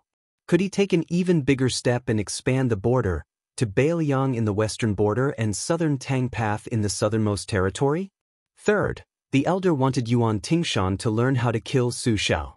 Did this mean that the imperial court, which had previously bestowed the posthumous title of Wu Li, was starting to change its direction when Beimang invaded the south? Did they want to add some good reputation for Su Xiao in official history? If this really was the case, then Jean Lanting couldn't continue to oppose the imperial court at this time. Jean Lanting subconsciously stared at the pile of feng shui stones that seemed incomparably ugly to him. He suddenly felt that he was no longer that fledgling who had just entered the capital. He didn't dare to claim that his wings were fully grown, but he had more or less figured out the hidden context of the Liang dynasty. In the future, as long as he followed Xianglong's words and went with the flow, why would he have to worry about not leaving his name in history? Why would he stay in seclusion in a small imperial college for the rest of his life? Eternal Emblem Spring, that was the 20-something years of peace and prosperity Grand Secretary Zhang and Tantanon worked together to create. Then in his hands, wouldn't he be able to create an even greater, auspicious symbol spring? He was still young, only in his early 30s. As long as he paid attention to his health, he could at least live for another 40 years. It was definitely not a delusion to serve 2 or 3 emperors.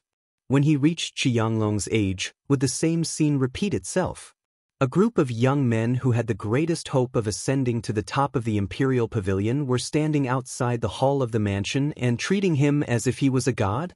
The old man probably felt that it was inappropriate for him to favor Yuan Tingshan too much. Therefore, he turned around and chatted with Wu Shizhen. Little Zhenren Wu, Great Zhenren Wu has been running around for the past year. A few days ago, your father came to our mansion as a guest. When I saw him, he was even thinner than this old man. Little Zhenren Wu, you should tell your father that health is more important than anything else. Wu Shizhen was immediately overwhelmed by this unexpected favor, hurriedly bowing deeply with his hands clasped in front of him, feeling both fear and pleasant surprise. He said excitedly, "My father has admired Sir Qi for a long time, privately saying that being able to work together with Sir Qi is his greatest honor. This youngster believes that even if my father loses a bit of weight, as long as it can accumulate a bit of good karma for the imperial court, it is also something that cannot be passed on." Capital's Song family originally had the great and young masters, their power overturning the literary scene.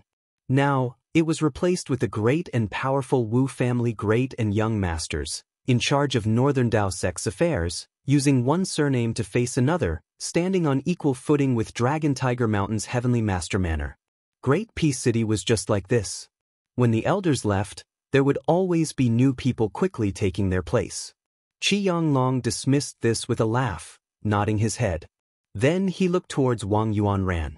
This youngster was just given a look by this elder, yet he was already silent like a cicada in winter. Where was the arrogance and conceit he normally displayed when exchanging cups with his rogues?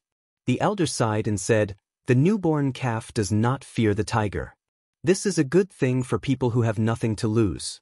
Wealth comes from danger. But if you young people of noble status are not afraid of anything, then you are harmful to the country." Yuanran, it is not easy for Minister Wang to become an official. Although you are not the eldest son and do not need to carry the burden of the family, you are the most loved by your father. It is also a good thing that you are afraid of this old man. It looks like the rumors in the capital that Tantanon is watching your actions in the Imperial College are not without reason. Yuanran, do not disappoint Huan Push's good intentions. Wang Yuanran was too busy trembling to understand what the elder was saying. He only nodded his head furiously, his face red. Crown Prince Zhao Zhuan saw Wang Yuanran's uneasiness and the corners of his mouth curled imperceptibly. Qianglong then chatted with the 2 junior generals who were not much better off than Wang Yuanran. Then he smiled at Zhao Zhuan and said, "Your Highness, why don't the 2 of us walk around the Fu?" Zhao Zhuan and the old man walked on the quiet stone path that was still shaded by greenery. Qianglong joked, "Your Highness, your father-in-law just left and you're already following him. Did the father-in-law and son-in-law make an appointment in advance? What, you want to use your numbers to show off your power to this old man?" Zhao Zhuan said with an innocent expression, "Mr. Qi, if I told my father-in-law this, then wouldn't the scholar of Dongyuan Pavilion not be able to eat and sleep in peace? When my wife gets angry, it will be my turn to not be able to eat and sleep in peace." The elder laughed and said, "Your Highness loves the country and the beauty, it's the fortune of the country." The 2 of them strolled for the time it took to brew a cup of tea. The young eunuch of Ceremony Directorate, Song Tonglu, suddenly appeared in front of them. Zhao Zhuan didn't say anything and went back the way they came, leading the group of like-minded Eastern Palace guests away from Qi Manor. They all looked like they had come in high spirits and returned in high spirits. Before they all boarded their carriages, Jean Lanting, who was closer to Wu Shizhen, walked forward and said softly, "Shizhen, remember, Tell your father that Grand Chancellor Qi said that his body is more important than anything else. Wu Shizhen was confused and asked, "En? What does San Lang mean?" Jean Lanting didn't explain in detail and said with a calm expression, "You just have to pass it on, your father will understand." After being reminded, Wu Shizhen also figured out the mystery behind it. His expression became solemn as he lowered his voice and said, "San Lang, Wu Shizhen will remember this kindness." Jean Lanting waved his hand and walked into the carriage. Jean Lanting, who was now respectfully called San Lang by the nobles of the capital, sat cross-legged in the cabin of the carriage that he had purposely changed into. He stretched out his palms and tapped them lightly with his fingers, smiling deeply. It was unknown which wise sage had said that if the entire world was compared to a large net and those roads were the wires, then Great Peace City, which was the center of the dynasty, would be the starting point of this net. Whether or not one could be called an important official of the center didn't depend on what rank they were as an official, but on whether they had the ability to spin silk and weave a net. Jean Lanting felt that he already had this ability because he could influence many big shots of the dynasty and influence the direction of Sunli. Even if it was still insignificant now, this situation that everyone knew about was not to be underestimated. Yuan Tingshan's trip to the capital didn't have much fanfare. Just like this visit to the Qi Manor, he had taken the Crown Prince's carriage along the way. The two of them sat in the same carriage. Zhao Zhuan and Yuan Tingshan lazily leaned against the walls of the carriage, one on the left and one on the right. Obviously, they were the ones who hit it off the best. Zhao Zhuan smiled and said, "Tingshan, why don't you let Sir Qi finish speaking?" Yuan Tingshan touched the famous saber, Flood Dragon Tendon, that did not come to him with any reward. His eyes were complicated. Zhao Zhuan closed his eyes and his smile didn't fade. "Actually, whether you become Su Shao or Gu Jiantang in the future, I don't care. Compared to my wise and powerful father, I'm far too lacking. Only in the matter of tolerance, I've won by a little." Yuan Tingshan sat up straight as sweat poured down like rain. Zhao Zhuan muttered to himself, "The thick frost is fiercer than the blazing sun." It's a pity that the old farmers in the countryside understand this simple principle, but the smart people in the capital don't understand it. Chapter 12:21. In the library of the Qi residence, Qi Yanglong looked at the middle-aged man who could not hide his fatigue and said sadly, "Your Majesty, how can a bow that has been taught for 20 or 30 years not break?"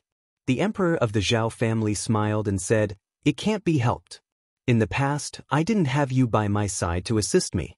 If you had entered the capital 20 years earlier, I might have been able to live for 20 more years. It's just that life is difficult, and I have accepted it." Qi Yanglong sighed softly and then said seriously, "There's one thing I don't know if I should ask." The emperor nodded and said, "Just as the previous secret letter said, there's nothing that can't be said and nothing that can't be done." Qi Yanglong asked, "His Majesty can tolerate Tan Tanweng's wild and dissolute behavior, tolerate the drunken sleep of the Yellow Door guards when they're on duty, tolerate Zhang and Gu right under his nose, tolerate Bai Yen in front of him and Han Xingxian beside him, tolerate the two emperors, Jiang Nan's literati discussing politics, and tolerate the scholars writing nostalgic poems. Recall the previous dynasty.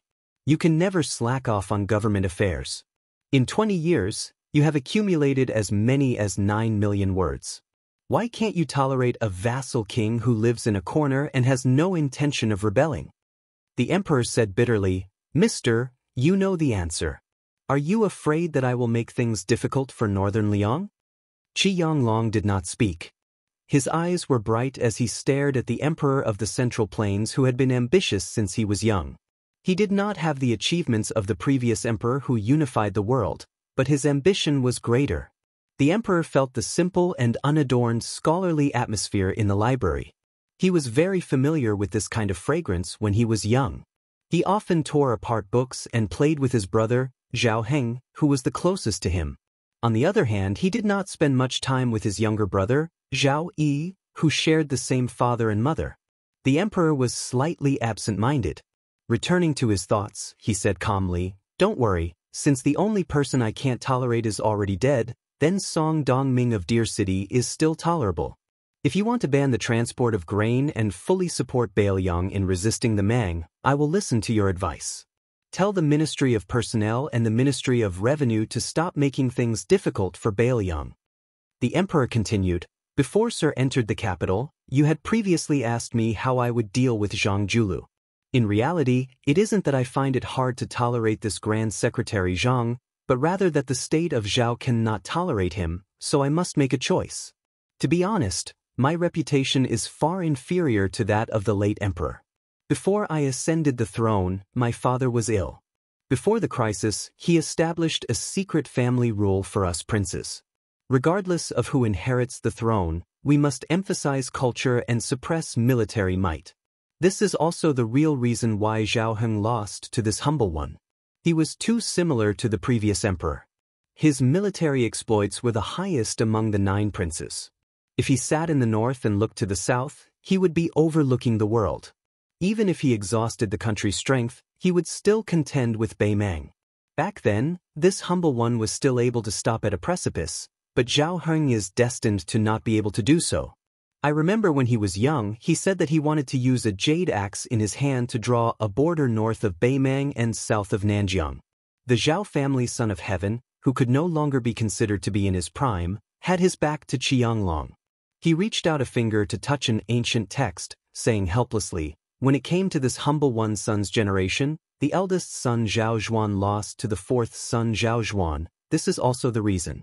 A person who claims to be an emperor cannot be without ambition, but he cannot be too ambitious either.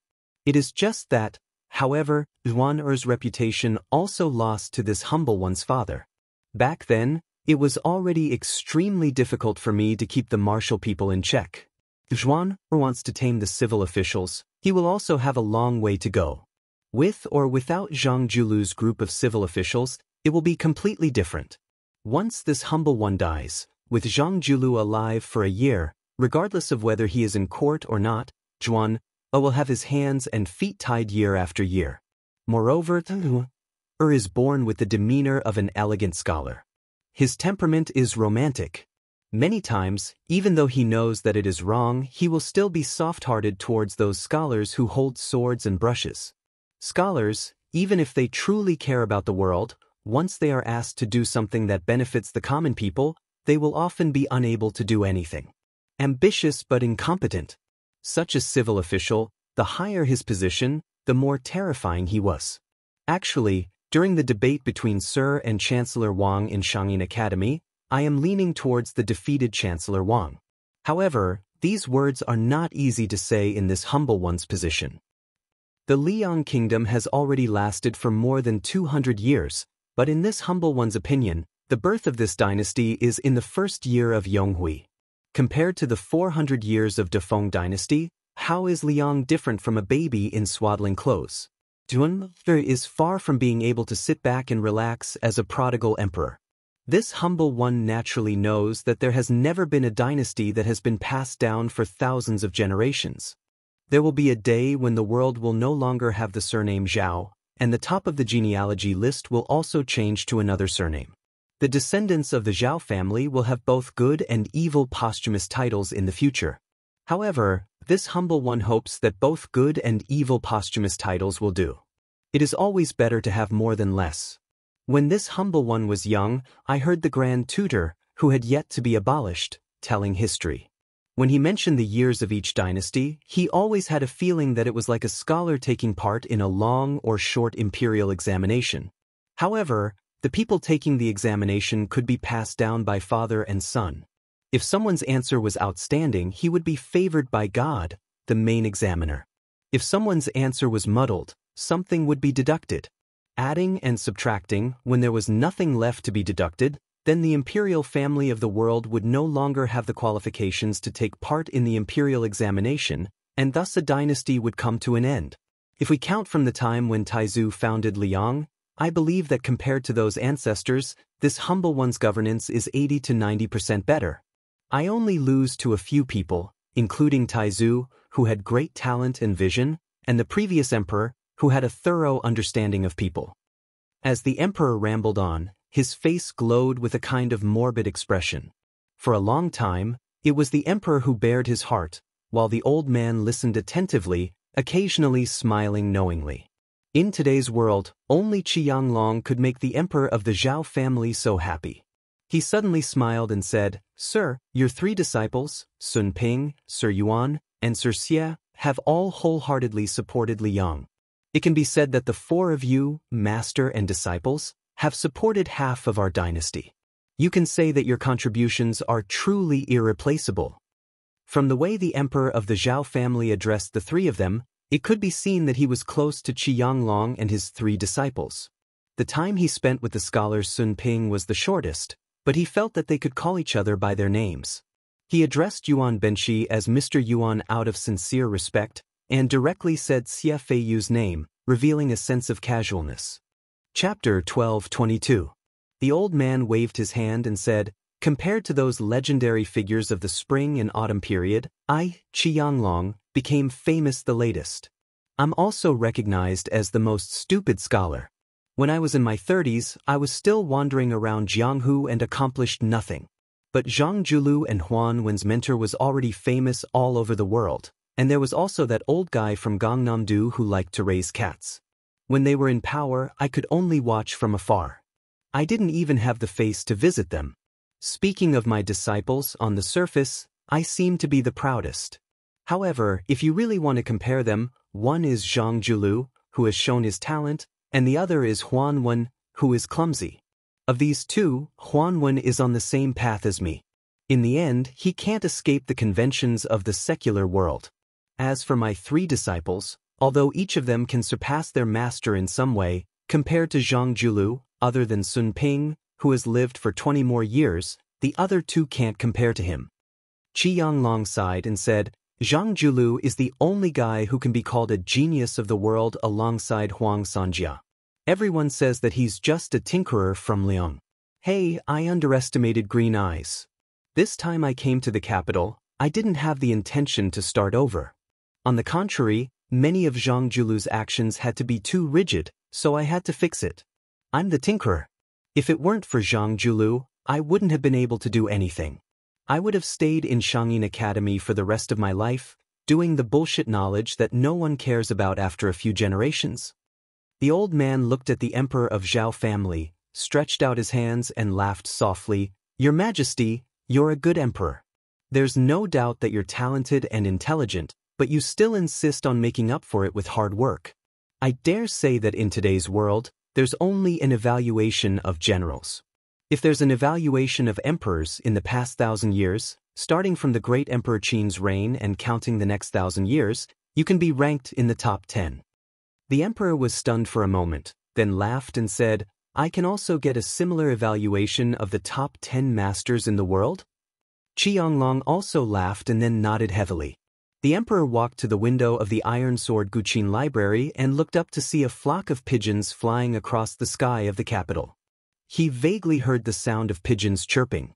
He asked self-deprecatingly, "Sir, is it that I'm about to die, so my words are also kind?" For the first time, Qianglong didn't know how to answer. The emperor muttered to himself, "How good would it be if Su Shao didn't have a son? Otherwise, that young man would die early in the Jianghu, but at the same time leave behind an heir. Then, I won't be stingy to give Su Shao the greatest title, give that young man a hereditary title, and invite Su Zhao's grandson into the capital to enjoy the special treatment that even surpasses that of Zhao Jialong's descendants. As long as the Zhao clan rules the world, the descendants of the Su clan will enjoy a day of prosperity." Qianglong was silent. Qianglong answered slowly, "Decentralization. Completely breaking up the local forces. But this has to wait until the world is unified. When the time comes and Beimang is annexed, according to the current system of Liang's 4 major prefectures, counties, and prefectures, the head of a Dao is just a civil and military division between the Jidushi and the Jingshi. As long as the Jidushi completely overpowers the Jingshi, he will be no different from a country's monarch during the spring and autumn period. Liang has suffered the calamity of being separated by the military. We must not repeat the same mistake. Especially after taking over the northern Mang, in addition to the original 14, there would be a total of more than 24 provinces. It might seem like a lot, but at the present level of postal stations, except for the hinterland of the Central Plains, most of the provincial governors and governors were far away from the emperor. The establishment of the Dao level was originally a temporary establishment, and it would be abolished later. Not only that, the 30-plus provinces in Liang now had to be further divided, with some large counties singled out as provinces. Under the premise of maintaining the civil and military co-governance and the checks and balances between each other, there should be 80 provinces in the world in the future. Moreover, the provincial governors and generals of each province had to be rotated every 4 to 6 years. During the rotation, they had to go to the capital to meet the emperor. There won't be too much resistance when this is implemented. After all, when the time comes, the civil and military heads of a prefecture will have real power and their official ranks will be high. Everyone will be happy to see this happen. Even if some of the current jingshi and prefectures are resentful, they won't be able to resist the urging of their subordinates. If they dare to go against the trend, they will be digging their own graves. The imperial court won't even need to do anything. Xianxia hesitated for a moment. He raised his arm and made a clenching and unclenching gesture. Only then did he open his mouth and say, "This is decentralization. The next step will depend on the ability of the future Zhao Emperor to decentralize. Decentralization can't be too tight. You can't hold on to it and not let go. You can't appoint people by favoritism. You can't think that you'll get it done once and for all. Scholars can debate whether human nature is good or evil. But as an emperor, you have to firmly believe that human nature is easy to change, that greed is hard to satisfy, and that you have to constantly show kindness and severity. But generally speaking, as long as this matter is successful, it won't be difficult for the Zhao family of Liang to remain at the top of the genealogy for another 200 years. As for specific measures, for example, the closer to the border, you can use favoritism and not virtue. The closer you are to the capital, you can use virtue and not favoritism. When you rotate, you must follow this principle. But this kind of thing is ultimately just a minor detail. The emperor listened attentively to the old man's words, not daring to miss a single word. Xianxia seemed to have realized something. He said, "It's inevitable that the world will be divided and united. But if we trace it back to the source, every time the world is in chaos, it's the dynasty that blocks everyone's path to ascension. In fact, it's very simple to be a commoner and an official. That is to let them have a thought in their hearts. With a thought, they will be afraid of death and don't want to die. In the end, as an emperor, no matter how stingy he is, he still has to give everyone a pair of shoes to wear. Don't let the people in the world be barefooted and not afraid of wearing shoes. Because of this, they will have the last thought of daring to pull the emperor down from his horse." On this point, Su Fengnian did very well. From the generals of Beiliang to the civil officials, and then to the commoners, his various actions are to tell the people of Beiliang that I, Su Fengnian, will enjoy the blessings with you and bear the hardships with you. Hearing this, the emperor said softly for no reason, "How good would it be if this young man was my son? Back then, it would have been fine if he had been my son-in-law." Xianxia didn't know whether to laugh or cry. He wanted to remind the emperor that there was no such thing as "if" in the world. The emperor looked out of the building in silence and was in a daze for a long time. Xianxia was also in a daze. This was the first year of auspicious talisman. After autumn, many people felt uncomfortable. But in reality, even more uncomfortable waves were still to come. When the frost killed all kinds of grass, many people would die, and many people who had already gotten rich would die. The emperor suddenly turned his head, tears streaming down his face. "Teacher, I don't want to die yet. I still want to see this world, from the south to the north, a few more glances. It's good to take a few more glances." Xianxia had nothing to say. He stood on tiptoe and was finally able to pat the shoulder of the tall man who was not wearing the dragon robe today. This scene was comical and sorrowful. Chapter 12:23. The tens of thousands of Ji province's old soldiers led by Yang Shenxing were lured into a great trap, setting a bad example for the Li Yang dynasty that was previously invincible on their way south. Before Chao Zhangqing even made an appearance, they already lost close to 100,000 elites at Guangling Path's borders. This made those spring and autumn period people who had finally managed to integrate into Zhao family's imperial court with great difficulty feel complicated emotions. They were worried about Li Yang's true strength, wondering if they really had the national strength to contend against Northern Mang and then defeat them in one go. Deep in their hearts, they more or less had an indescribable feeling. Back then, Liang had relied on a large group of generals, including Su Xiao, to conquer the world. 20 years later, didn't they still have to suffer defeat in West Chu? As the old saying goes, the river flows east for 30 years and west for 30 years. The Central Plains had been stable for 20 years. It was about time. Could it be that the sky was really going to change? After Yan Jinchuan's army was completely wiped out, the nominal commander-in-chief of the southern expedition, Lu Xianxia, was still suffering. Although he had not been reprimanded by the emperor, he still had very little military power. It was difficult for him to leave his tent. He was not even as good as another veteran general who had meritorious service in the spring and autumn period. Among them, the dragon general Su Gong, who had been the pillar of the Gumusu family, was regrettably defeated and continued to be frozen by the court and the Ministry of War. Probably to compensate this valiant general, there was a rumor in Tai and city that Su Gong was expected to be appointed as assistant minister of the Ministry of War to patrol the two Liao provinces. Following the second large mobilization of troops from Liang's capital, West Chu was not willing to fall behind. Riding on the east wind of two consecutive great victories, a young man named Ko Jianghuai, who had risen to fame in the western frontier, followed closely behind and fought a series of dazzling and beautiful battles. In the eastern front, in a confrontation with the Prince of Guangling, Zhao Yi, who had a unique understanding of military strategy, he actually had a firm grasp of victory. Within 20 days, he had conquered Huangyan Pass, Daijais, and 6 other places, including Huangyan Pass and Daijais. In particular, this man's 3,000 personal guards, called the Flying Ape Army, were able to cross rivers and streams with their armor as swift as apes. They shone brightly in the Battle of Shiping Mountain on the eastern front. Moreover, Ko Jiaowai's military strategy was treacherous. Not only was he good at long-distance raids, every time he captured a city, he did not defend it. He had intercepted and killed Zhao Yi's reinforcements 4 times. Except for one time where he failed, all 3 times he wiped out the reinforcements. Until now, he had already beheaded more than 10,000 people, and his military service was illustrious.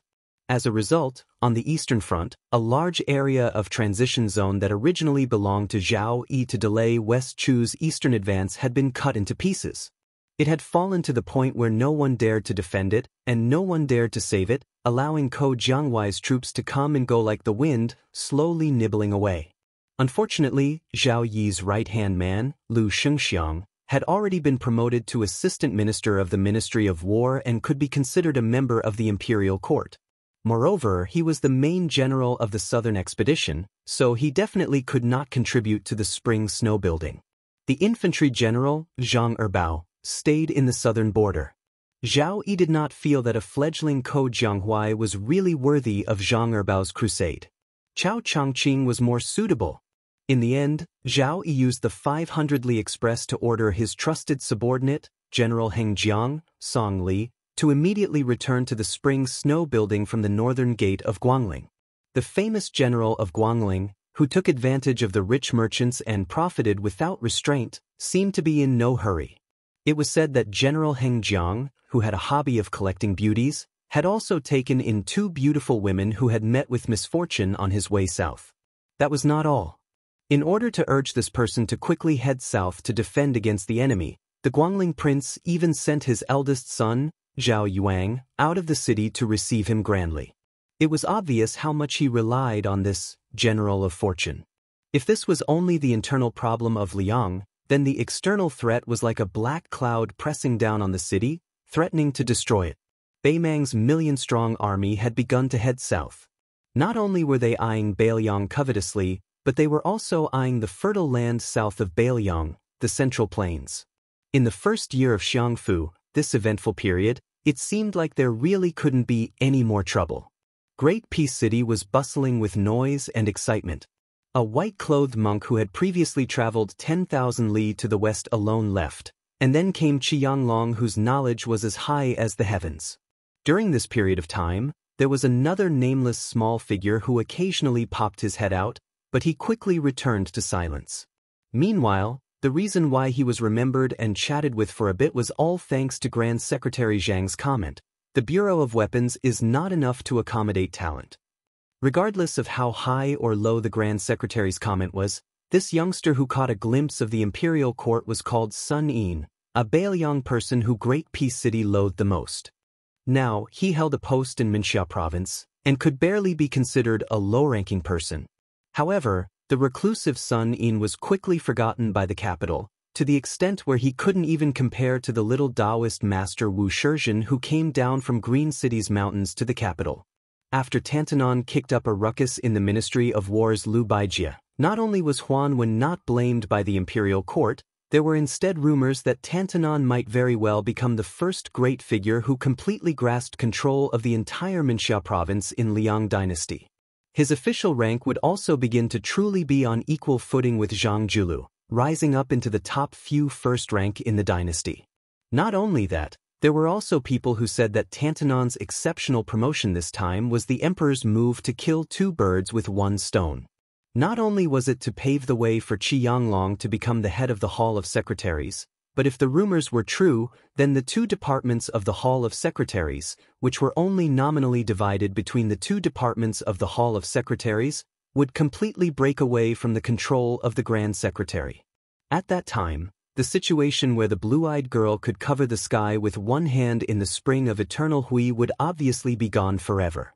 As for whether this was true or not, there were probably only a few people in the entire Liang dynasty who dared to pat their chests to confirm it. In fact, one of the two main parties involved, Huan Wen, also didn't know what the situation was like. However, Tantanon, who was about to be trampled on in front of his house, didn't seem to care at all. On the other hand, the noble men of the Minxia province couldn't sit still and used various methods to bring wine to the temporary left servant Xi's mansion to ask for the inside story. Tantanon didn't pretend to be profound and only told them that this was a wonderful thing, and that if he got it he would be lucky. Tantanon also bluntly said that if he, Huan Wen, could be promoted, his original position would definitely not flow into the field of others. Even if he had to go to His Majesty and make a scene, he would shamelessly promote him from his own Minxia province. As soon as these words came out, everyone in the Minxia province was delighted. Chapter 1224. While Minxia province's undercurrents were surging, Sun Yin, who held the post of minor 8th rank clerk, still left on time every day. When Grand Secretary Zhang's comments were widely circulated, there were rumors that Sun Yin would advance to minor 6th rank Fu Baolang. After all, this post could still be considered one of the Son of Heaven's close ministers. Even though it couldn't compare to last year's newly established study office clerk, who was always by the monarch's side, it was still enough to make the younger generation of influential families rather envious. However, this matter was quickly left unsettled. Minxia province's officials didn't like this reclusive outsider to begin with, happy to see him fail. Sun Yin's position as clerk was something Tantanon temporarily added with a wave of his hand. The old 6 clerks all tacitly joined hands to exclude Sun Yin. In reality, Sun Yin spent every day in Minxia province's yamen doing nothing, to the extent where he didn't even flip through books or practice writing. He just sat in the darkest corner of the clerk's room. Other than staring blankly, there was nothing else to do. At first, even the clerk's head felt restraining fear towards this young scholar, but in the end he was someone Tantanon personally appointed, so for better or for worse, he still had to leave him a bit of face. How he secretly tripped him up was one thing, but on the surface, he could still act amiably. However, as time went on, he discovered that after left servant Xi threw this fella into Minxia province, he didn't pay him any attention at all, not once summoning Sun Yin alone. The only time he stepped foot in was when he discussed past and present with an old and experienced clerk. From start to finish, he didn't even give Sun Yin a single look. As a result, even the last bit of good expression in this yamen was gone. Sun Yin imperceptibly became Minxia province's most leisurely mediocre person, nothing to do, nothing to say, to the extent where he was pitiful to the point where he couldn't make a mistake. Under the autumn rain's dusk, Sun Yin silently walked out of the room, raising his head towards the overcast sky. During this period of time, colleagues occasionally entered and left at his side, but they all turned a blind eye to each other. Then, Sun Yin saw a familiar figure wave towards him. After following, the two walked side by side. When the figures in the distance saw this scene, they were all stupefied. Under the curtain of rain, Tantanon was actually holding an umbrella for a youngster. Yet, that young student who didn't know the immensity of heaven and earth could actually be so calm. Sun Yin opened his mouth and said, "I heard that the Grand Secretary is holding a family banquet today. Is left servant she going to freeload? Aren't you afraid of being rejected?" Huanwen said calmly, "It's Green Eye's business whether or not to see him. It's my business whether or not to go." Sun Yin's brows furrowed tightly. He hesitated for a moment and then said, "Back then, the study in the palace was set up to deal with the Zhang and Gu huts. If there is another head of the Secretariat, we will have a falling out." Huanwen smiled and said, "You actually want to say, when the map is unrolled, the dagger will be revealed, right?" Sun Yin nodded. Huanwen didn't continue on this topic. Instead, he asked, "What have you been thinking about recently?" Sun Yin was truly a newborn calf that didn't fear the tiger. He straightforwardly replied, "I want to be Sun Ping first, and then Zhang Julu. Xiangfan City has Lu Su as the king of Jing, and Zhao Sun wrote on behalf of Zhao Sun, and his name shook the capital. In my opinion, it's still a prescription for treating headaches and foot pains." Huanwen smiled and said, "Oh?" Sun Yin said calmly, "I have an essay that I've thought of halfway. For the time being, I already have the 8 characters of ascending the throne, ruling the government, managing the household, and patrolling the borders." Huanwen was experienced and ruthless. He had experienced ups and downs in the officialdom for most of his life. Naturally, he could see the farthest reaches. He laughed softly and said, "It seems like you've written something for His Highness the Crown Prince. You want to teach His Highness how to take over the throne, how to sit on the dragon throne and face 2 groups of old officials, how to act as a filial son and a strict father, and how to stabilize the territory." Sun Yin, "Oh Sun Yin, it's not that I want to take advantage of my seniority, but you're just a poor child who has never been a local official or even touched 100 taels of gold. Aren't you biting off more than you can chew to teach others how to govern the world?" That scholar Sun Ping is Qi Yanglong's favorite student, and he's fully learned the art of unhindered travel. And Bai Yin has also been under my teacher's tutelage for many years. Sun Yin asked in return, "Wild carps in rivers and rivers can't jump over the dragon gate?" Huanwen laughed loudly. "It's not impossible to wear white in the morning and look green in the evening." After Huanwen, who was still holding the umbrella, laughed, he sighed emotionally. The good times for scholars have come. Perhaps an article with tens of thousands of words can buy an imperial tutor. At this point, Huanwen turned to look at the young man from Baiyang and asked curiously, "If you're lucky enough to get rid of Sun Ping and Bai Yin, who's next?" Sun Yin pointed at himself. Huanwen curled his lips and forced out 2 words with difficulty. "You deserve to be killed." Huanwen put away the umbrella. The 2 of them sat in a carriage that had already been prepared and slowly drove toward the street filled with nobles. Tantanon lifted the curtain and looked at the familiar buildings. He muttered to himself, "Logically speaking, when the tree falls, the monkeys scatter. But when the time comes, it'll definitely surprise everyone.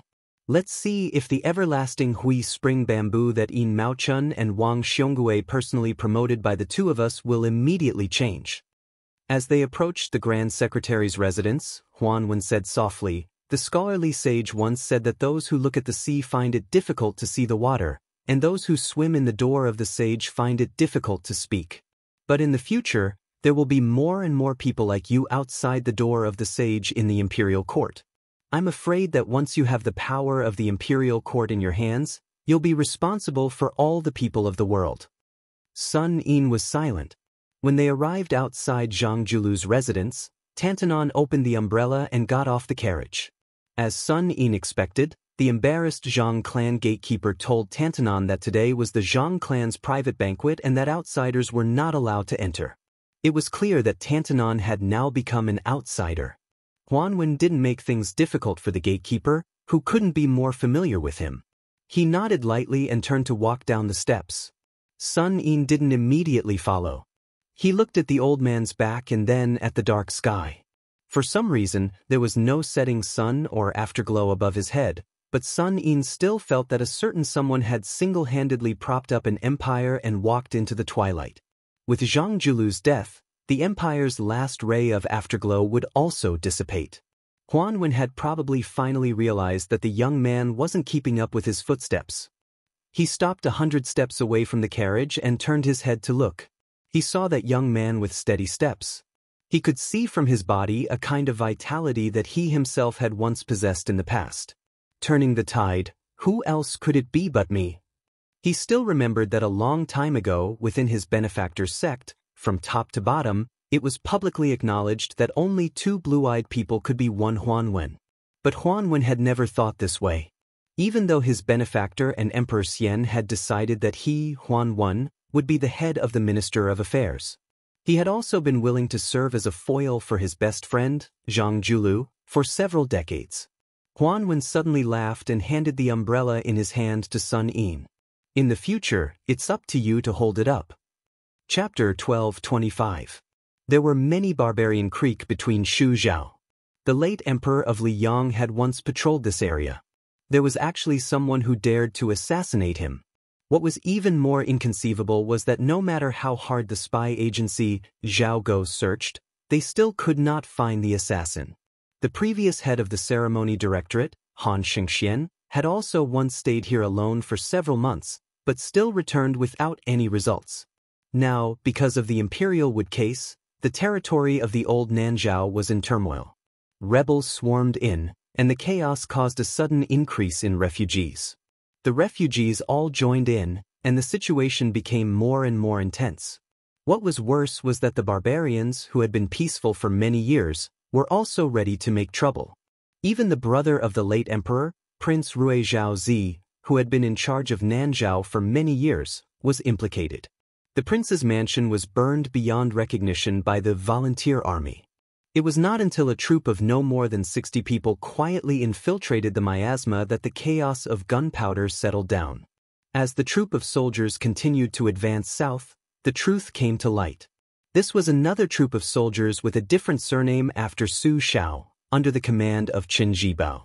The Nanzhao government did not dare to give orders to this troop. They could only secretly report to their superiors. The post was sent to the capital, and after the report reached Great Peace City, it was completely lost. The Southwest Army, who had waited bitterly to no avail, simply turned a blind eye. Fortunately, the 60 or so people did not disturb the people, nor did they have any dealings with the government. Along the way south, with less than 100 people, they exterminated 16 barbarian Creek tribes of various sizes that took advantage of the chaos. Their power was not to be underestimated. In the end, only the Xiaxia remained, and the Zhou family of Longzi met a tragic end. More than 600 people, including the old, the young, the women, and the children, were all killed. Everyone's corpses were hung on stilts. Especially when it was said that the troops under the jurisdiction of Nanzhao were the direct subordinates of the king of Shu, Qin Jibao, had come to quell the rebellion. Very soon, no one dared to provoke the bad luck. The people of Shu and Zhao hated the poison warrior Li Yishan and the fat pig Lu Qior to the bone. Although at that time, the villain Qin Jibao was only watching coldly from the sidelines, but in the eyes of the people of Shu Zhao who were afraid of being killed, let alone Qin Jibao, who was once the Minister of War, as long as they came from the old 3 provinces of Bailiang, they would not dare to provoke them. In these 10 years, even those barbarians of Shu Zhao who did not accept persuasion, even if they caught Bailiang merchants who came to the south to do business, as long as they had an identity card, left their belongings, and did not harm their lives, they were all respectfully sent out of the country. From this, it could be seen how deep the wound that the Su family had cut in the land of Shu Zhao with a cold knife was. In the hundreds of thousands of barren mountains, there were countless Miao villages scattered like stars in the sky. Those Miao people who were involved with the outside world were called mature Miao by the officials, and those who had never appeared in the world were called raw Miao. Both names were full of a condescending derogatory meaning. In the hinterland of the old Nanzhao, a group of people were resting midway. Under their feet was a dirt path that was not commonly seen in the rolling mountains. There were 3 piles of white stones on the side of the path, indicating that there would be a Miao village not far away. This group of people were all wearing armor and carrying crossbows and sabers. The clothes under the armor were tattered, and they all wore sturdy straw sandals woven by themselves. They were all strong. Although they had traveled a long distance, they did not look dispirited at all. Their eyes were especially sharp, like eagles patrolling the mountains. Next to the pile of stones stood a handsome man who looked to be in his early 30s. His aura was calm, and the armor he wore was no different from the soldiers nearby. His saber was the same, and it was impossible to tell his specific identity. However, there was a tall and sturdy man standing next to him. His entire body was covered in a murderous aura, and his appearance was more in line with the identity of a general than the former. Other than the 6 people who took turns acting as temporary scouts to investigate the terrain, there were more than 50 infantrymen near the 2 of them. Even though they seemed to be resting casually, upon closer inspection, there were many rules. 5 people formed a group, and 5 people formed a standard. Regardless of whether they were sitting, squatting, or standing, there was a clear boundary and distance between each group. Logically speaking, these 60 or so people were at most 3 standard commanders and a dozen or so corporals.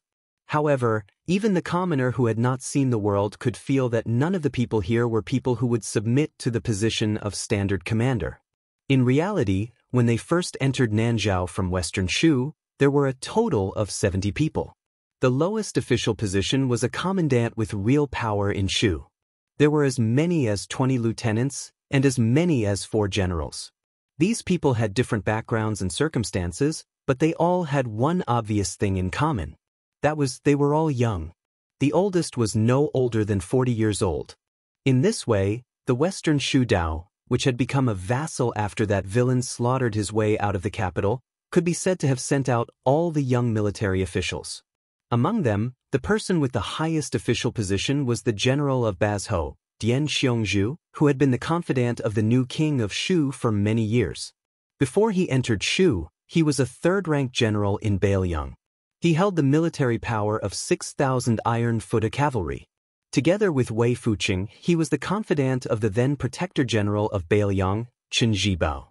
The other 3 generals were the Ani general Fu Tao, who was stationed at Wenshan, the Zhaolai general Wang Zhuowu, and the Shu prefecture deputy general Huyen Wanbao. The 3 generals were all around 35 years old. Their titles were not flashy but useless. Fu Tao was the prince consort of the fallen Western Shu. Wang Zhuowu was a descendant of the old southern Tang who had moved into Shu. Huyen Wanbao was a native of the barbarian tribe. His brother, Huyen Baobao, was the only fierce general that the Western Shu Dao could bring out to compete with Lu Xianxia. With such a group of fiends and gods of death gathered together, it was no wonder that they were able to move through the territory of the old Nanzhao like there was no one there. After more than 40 battles, large and small, only 8 people had died, and 2 of them had died of illness. However, other than that time when they encountered the 3,000 rebels who had fled to the border, Dian Xiongnu and the other 3 generals had personally gone out to kill the enemy. Other than that, they had only looked on with folded arms. Even if the news of the military merits and casualties of this group of soldiers and horses were spread out, it was believed that no one would believe it. Dian Xiongnu, whose hair was disheveled like a lion, gritted his teeth and said angrily, "According to the spy report that Zhao Go gave us, that Western Shu bastard surnamed Su has been hiding in the stronghold up ahead these days. When I catch him, I must peel off his skin and pull out his tendons to prevent him from daydreaming about reviving his country." Chapter 12:26. When Dian Xiongzhu was talking to himself loudly, no one interrupted him, which made the former Bailiang's 4 fangs even louder. During this journey, Wei Fuqing, Master Wei, had to stay behind in Shishu Dao to preside over the overall situation. Che Yi, that little northern barbarian, also had to stay behind in the territory to enjoy a comfortable life. Only he, the old minister, had the most difficult life. Clearly, there were people he could kill, but he still had to obediently hold back and not make a move. What was the difference between this and having a little girl take off her clothes and flirt on the bed but not being able to eat? During the march, he had to not touch a drop of wine. It was even more impossible to find a tender and beautiful woman to relieve his lust. Dian Xiongzhu was about to suffer internal injuries from holding it in. However, even if he was the second-grade general with the most powerful military power in Shishu, even if he was the minister supporting the dragon, who followed the new king of Shu into Shishu, he still did not dare to violate the military order. At this moment, two scouts who were not patrolling in the direction of the Miao stockade returned with a boy and a girl. Dian Xiongzhu's eyes widened.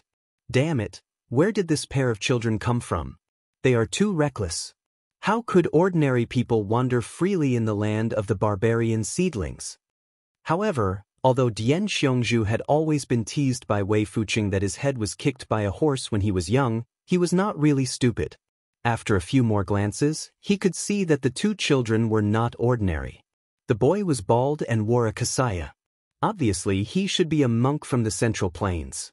As for the style of the kasaya, Dian Xiongzhu could not figure it out. Anyway, although it looked shabby, it had the temperament of an eminent monk from a big temple. As for the girl, she was delicate and pretty. Her skin was a little tanned due to the wind and the sun, but her eyes were cool and clear. Although Dian Xiongzhu was addicted to martial arts and killing, he was not a notorious general. In those years in Bailiang, there had never been any cases of bullying men and women. As for how vicious he was to the Baimang barbarians, it did not affect Dian Xiongzhu's excellent reputation in the border army. In fact, it was impossible for Chen Jibao's subordinates to have such a lawless devil like Lu Qiu. Having said that, even though Dian Xiongzong didn't harm the common people, it didn't mean that he was an easy person to get along with, especially when he met such a pair of strange people in such a remote place. He took a big step forward and was about to ask in a deep voice when the silent handsome man beside him also took a step forward.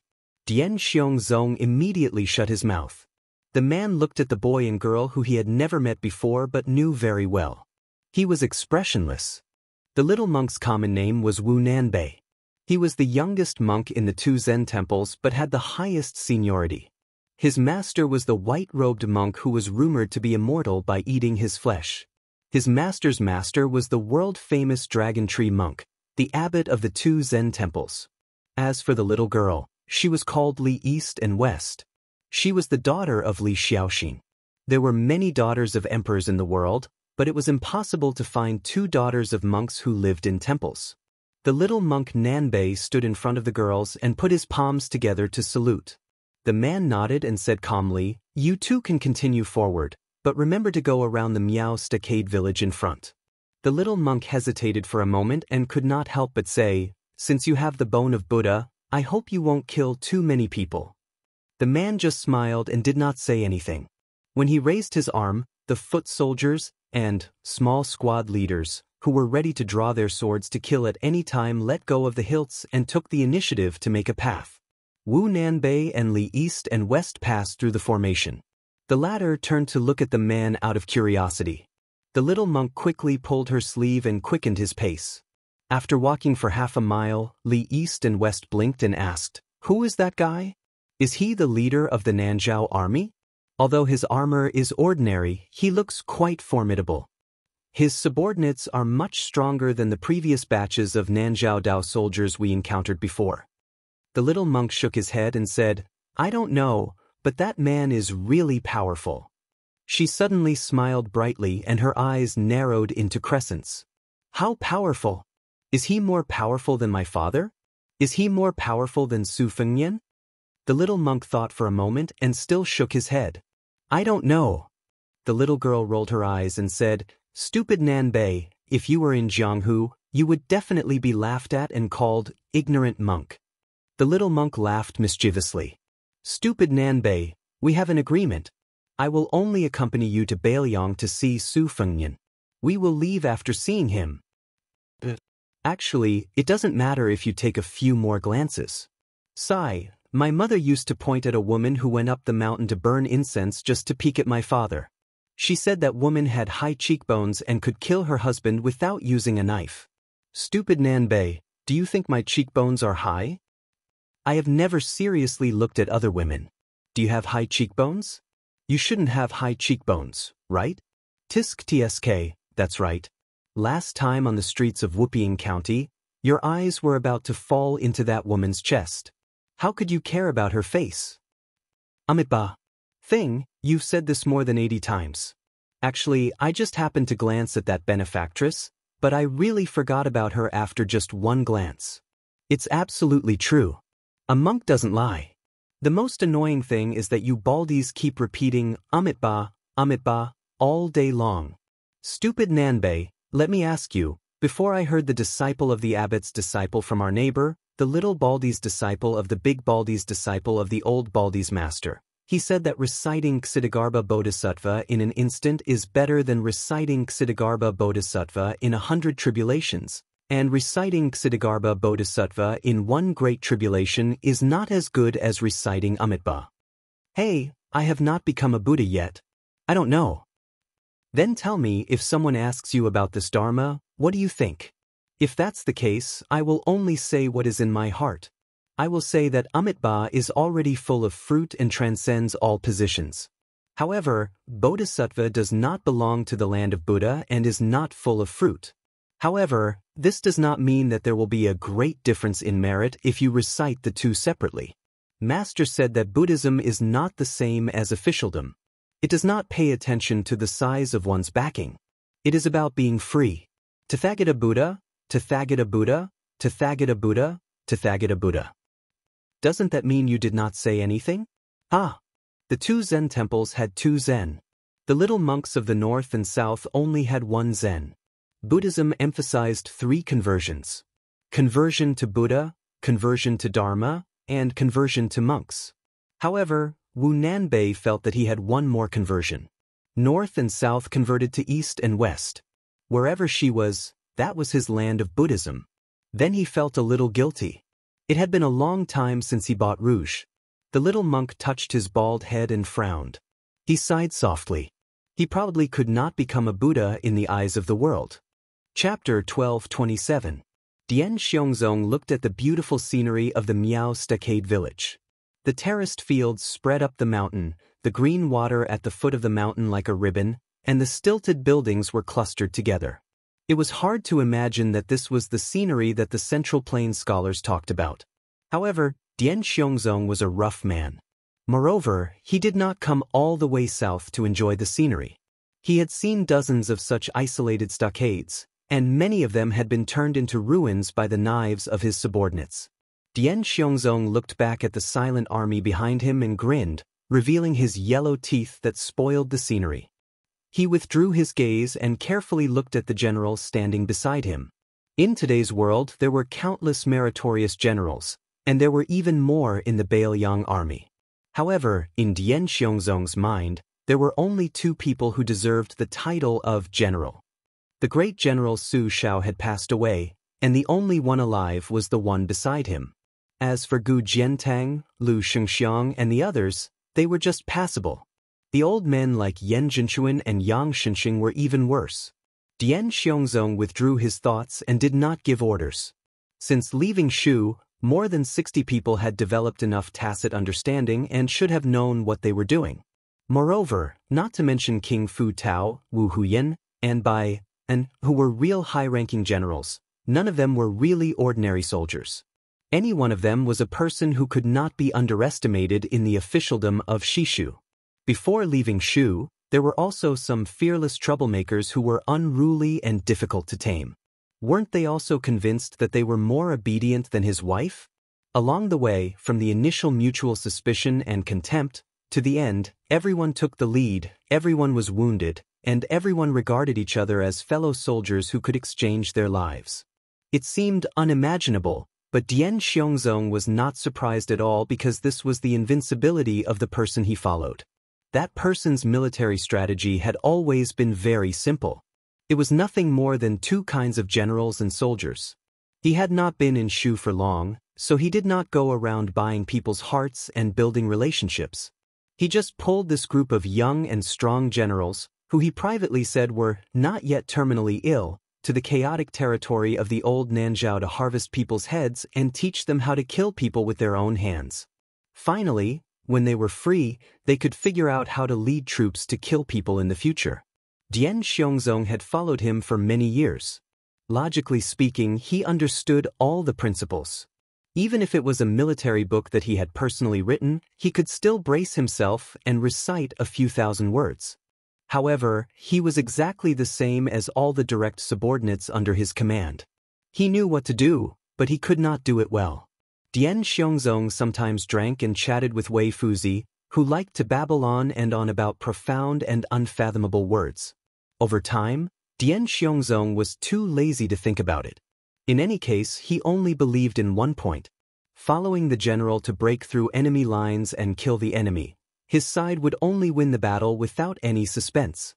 The difference was only the size of the battle results. Probably sensing that Dian Xiongzong had been staring at him for a long time, that person turned his head and cast a questioning gaze. Dian Xiongzong, who was now the commander-in-chief of the Western Shu army and also the general of Bazhou, chuckled and asked, "General, that boy surnamed Su is, in any case, the dragon son of the previous emperor of Western Shu. He must have masters protecting him at his side. How about letting me make a move to satisfy my cravings?" That person smiled, neither agreeing nor refusing. Dian Xiongzong immediately blushed. He knew that this idea was definitely dashed. Moreover, he did not have the courage to continue pleading. The general had always been like this. The rules he set could not be broken even by the heavenly emperor. During this training, other than the soldiers and the people like them who had temporarily become pawns, the general himself had never made a move, regardless of whether the battle was good or bad. But then again, if the general was willing to make a move, what could those people do? Thinking of this, Dian Xiongzong's heart was somewhat resentful. Let's not talk about how much of the #1 in the world title that you snatched from Wang Xianji's hands. Do you really think you can withstand the iron hooves of the Beimeng coming south? Dian Xiongzong seemed to have forgotten that if someone had told him that His Royal Highness could become a martial arts expert, he would rather believe that he was a woman who could give birth to children. When His Royal Highness went to Mount Wudong to cultivate, whether it was him, the teacher Wei Fuqing, or a group of Bailiang generals, they had all ridiculed him. In all likelihood, this kid had taken a fancy to a beautiful Taoist nun on Mount Wudong. Practicing the blade was not too clever of a cover. Ani General Fu Tao, Zhaolai General Wang Chaowu, and Shuzhou Deputy General Huyen Wanwan were respectively nicknamed Prince Consort, Foolish Young Master, and Tiger Eater. The three of them had completely different natures, but without exception, they were wholeheartedly convinced by that taciturn man. Wang Chaowu came from a noble family. In his free time, he could speak freely with that person, talking about books, gold, stone, and exegesis. It was not strange that the martial arts fanatic Huyen Wanwan could talk about martial arts with that person. However, Fu Tao was famous for his unsociable temperament, yet he could chat happily with that person. In any case, Dian Xiongnu was not surprised. The general seemed to have never lost a battle in his life. On the battlefield, the Liang court and common people all knew of his military exploits. In the field of love, wasn't it the same? He had just arrived at the Western Shu Road, and he had already been praised by the Rouge for his beauty, Xianxia, and love at first sight. As for the officialdom, even His Majesty the Emperor held the general in high esteem. As soon as he entered the capital, he made the general the Minister of War. Currently, he was the Shuang Lu of the Ministry of War. Lu Baijie and Lu Shengxiang were only assistant ministers. How could they compare to their own general? In the Miao stockade village near the mountains and rivers, when they saw the brazen intrusion of this army, almost all of the Miao people knew that they were in a dead end. These Miao people, who were supposed to be isolated from the world, had unexpectedly taken out swords and armors from nowhere. Most of these armed people were old. When they were young, it happened that the spring and autumn war happened to put the people of the Central Plains into a terrible situation. Many young children and young women were confused. They did not know why their fathers and husbands suddenly had those shiny weapons. Some white-haired old Miao people even put on rusty armors. If it was not for this unforeseen event, the former would probably never know that this secret was hidden in the stockade. After all, the stockade village was not the kind of military town that was used to seeing the smoke of war and hearing the sound of horse hooves. When faced with the emergence of this group of Western Shu elites, they were completely defenseless. Before they appeared at the foot of the stockade village, some of the Miao people who had just returned from work were shot dead on the spot. The arrows either pierced through their chests or through their skulls. Almost all of them died in a face-to-face confrontation. At most, they could only turn their backs and did not even have the time to take a step back. The most terrifying thing was that these armored soldiers did not speak before and after they killed the Miao people. After they killed the Miao people, the person who fired the crossbow only silently pulled out the arrow from the corpse and put it back into the quiver. In the middle of this, there was a young couple of Miao people who were whispering sweet nothings to each other by the river. The young man was an agile expert in this stockade village. He had once fought with a ferocious tiger with his bare hands.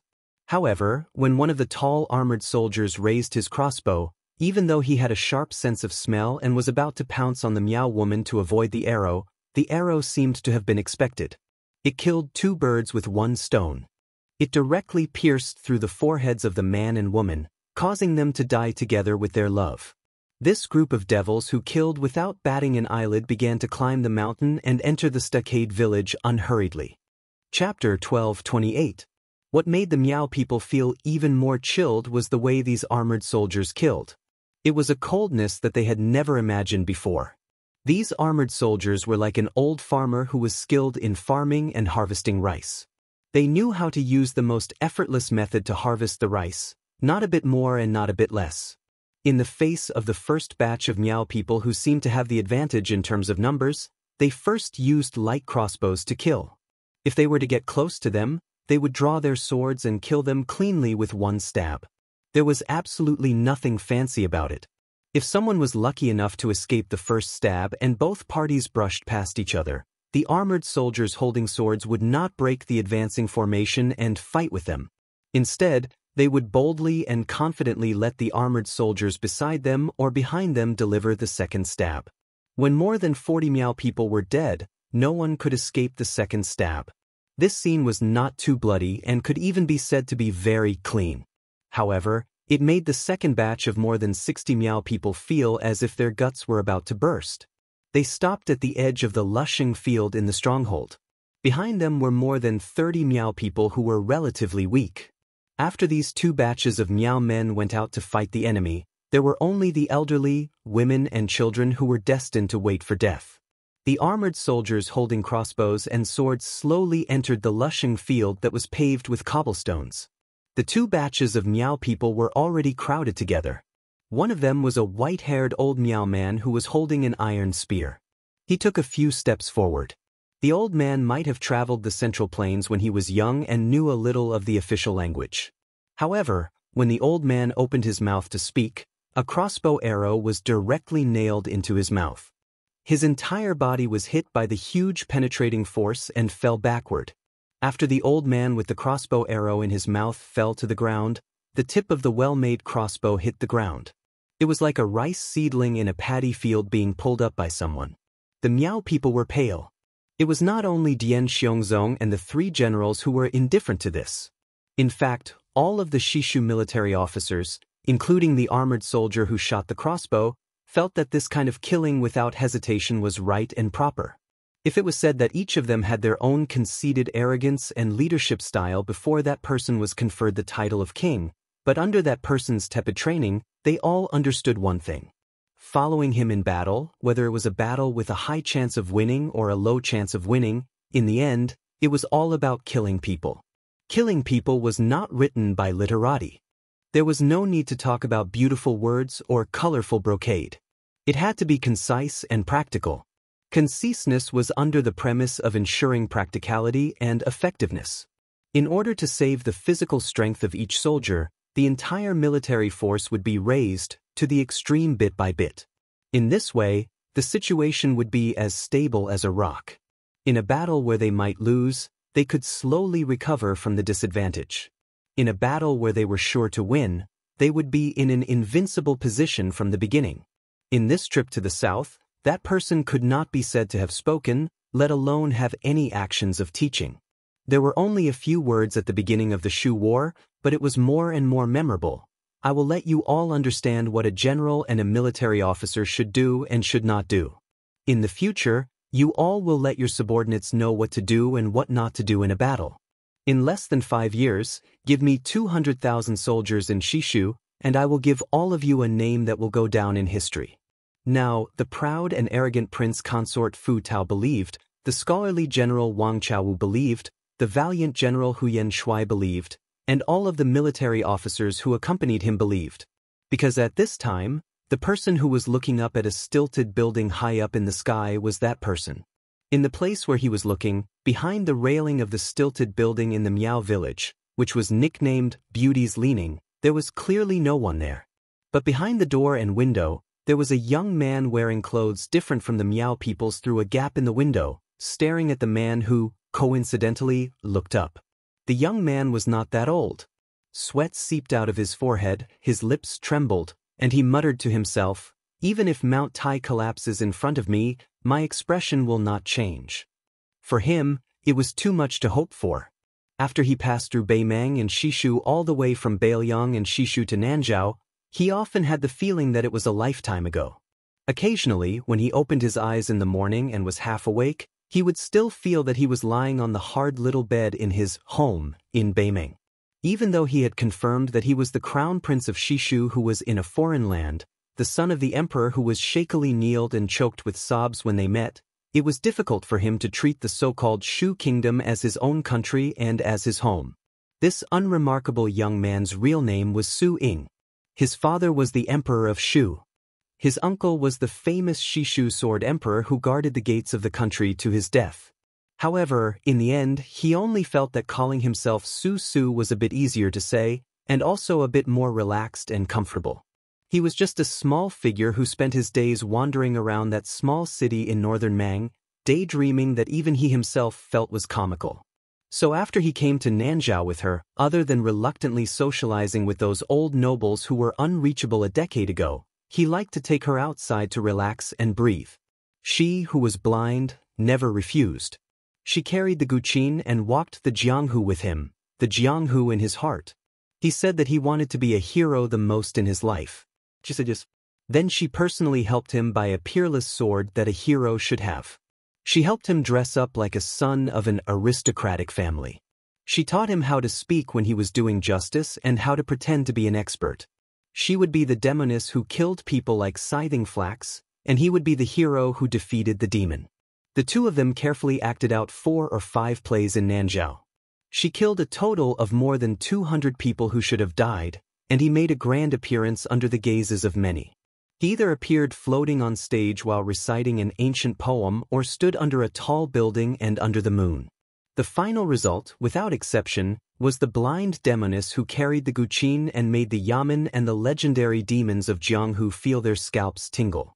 Under the fierce attacks of the hero that made bystanders feel all kinds of indescribable mysteries, she fled pathetically and lingered at death's door. Afterwards, he would always meet her secretly and hide with her.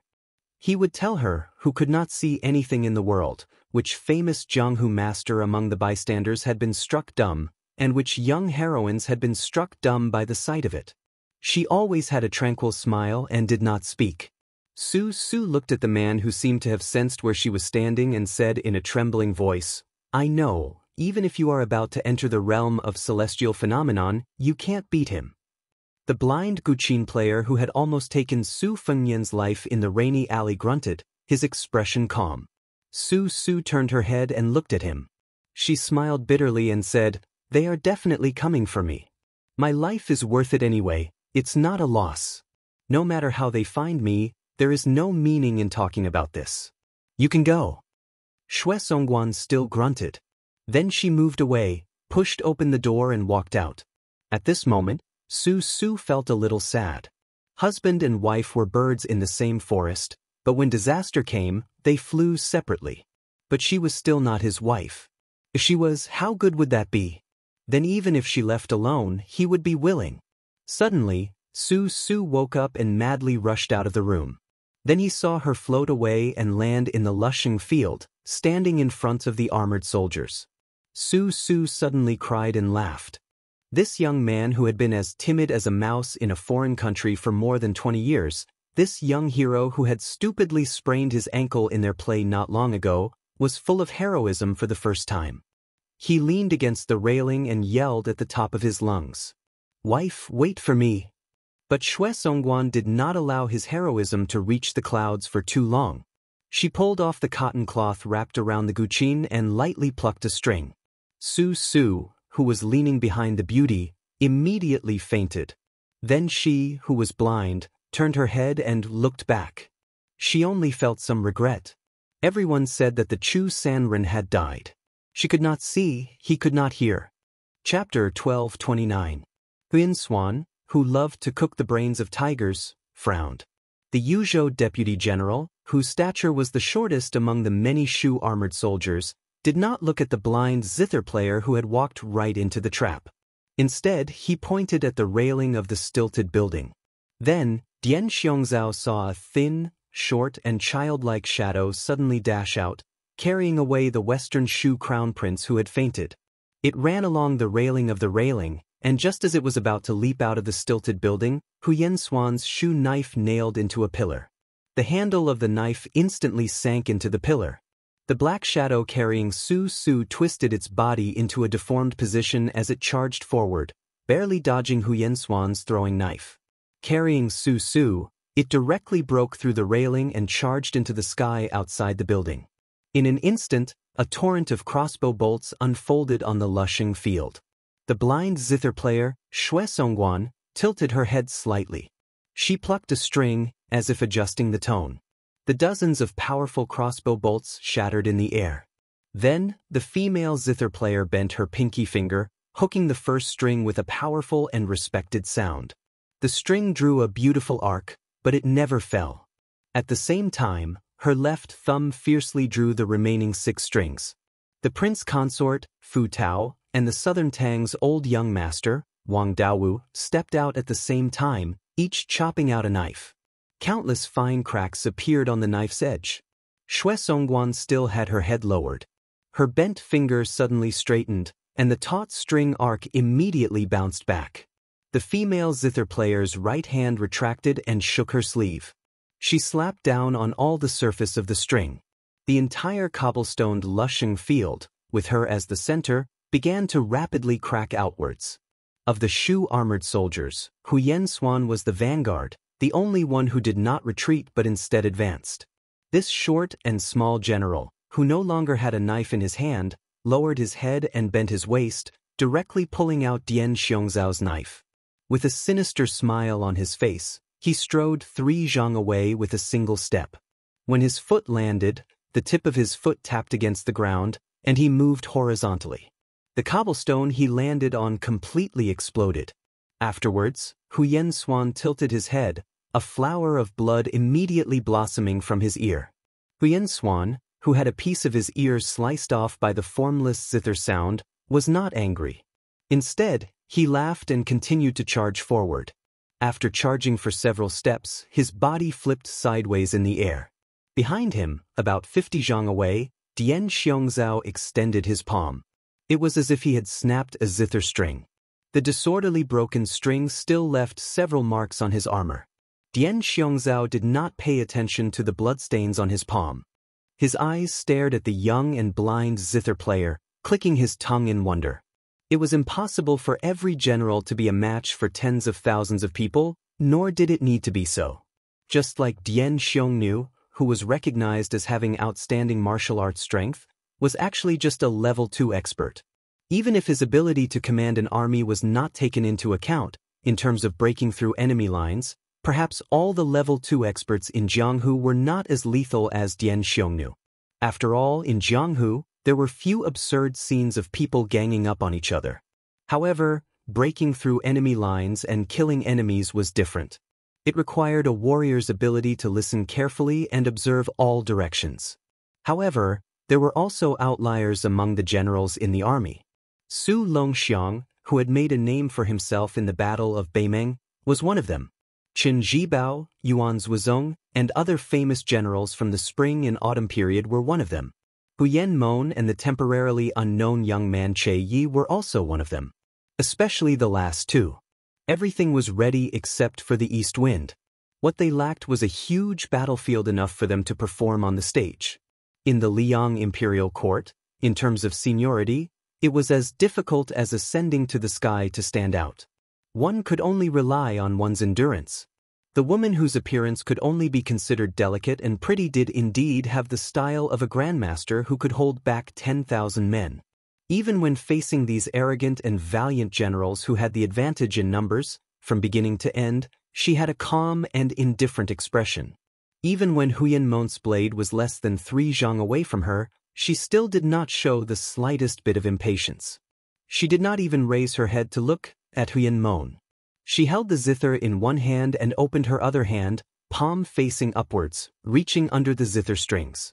Her thumb and middle finger clasped the inner and outer strings, as if she was holding water with one hand. Her voice was light and her face carried a slight smile as she said, "A spoonful of water contains the taste of the sea, a flower blooms into heaven and earth." The tip of Huyen Mon's blade was only 3 inches away from the zither.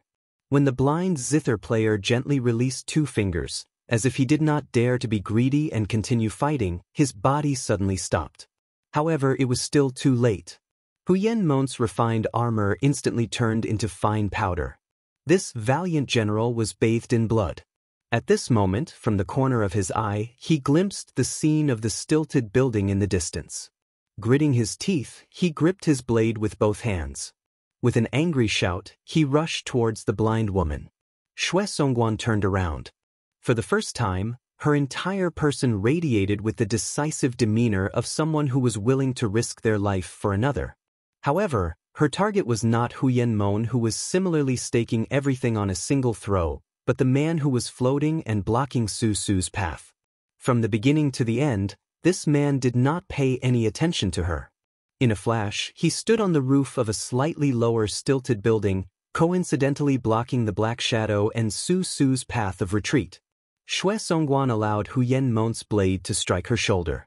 Her 10 fingers pressed down on the zither strings, and the roof beneath the man's feet collapsed with a loud bang.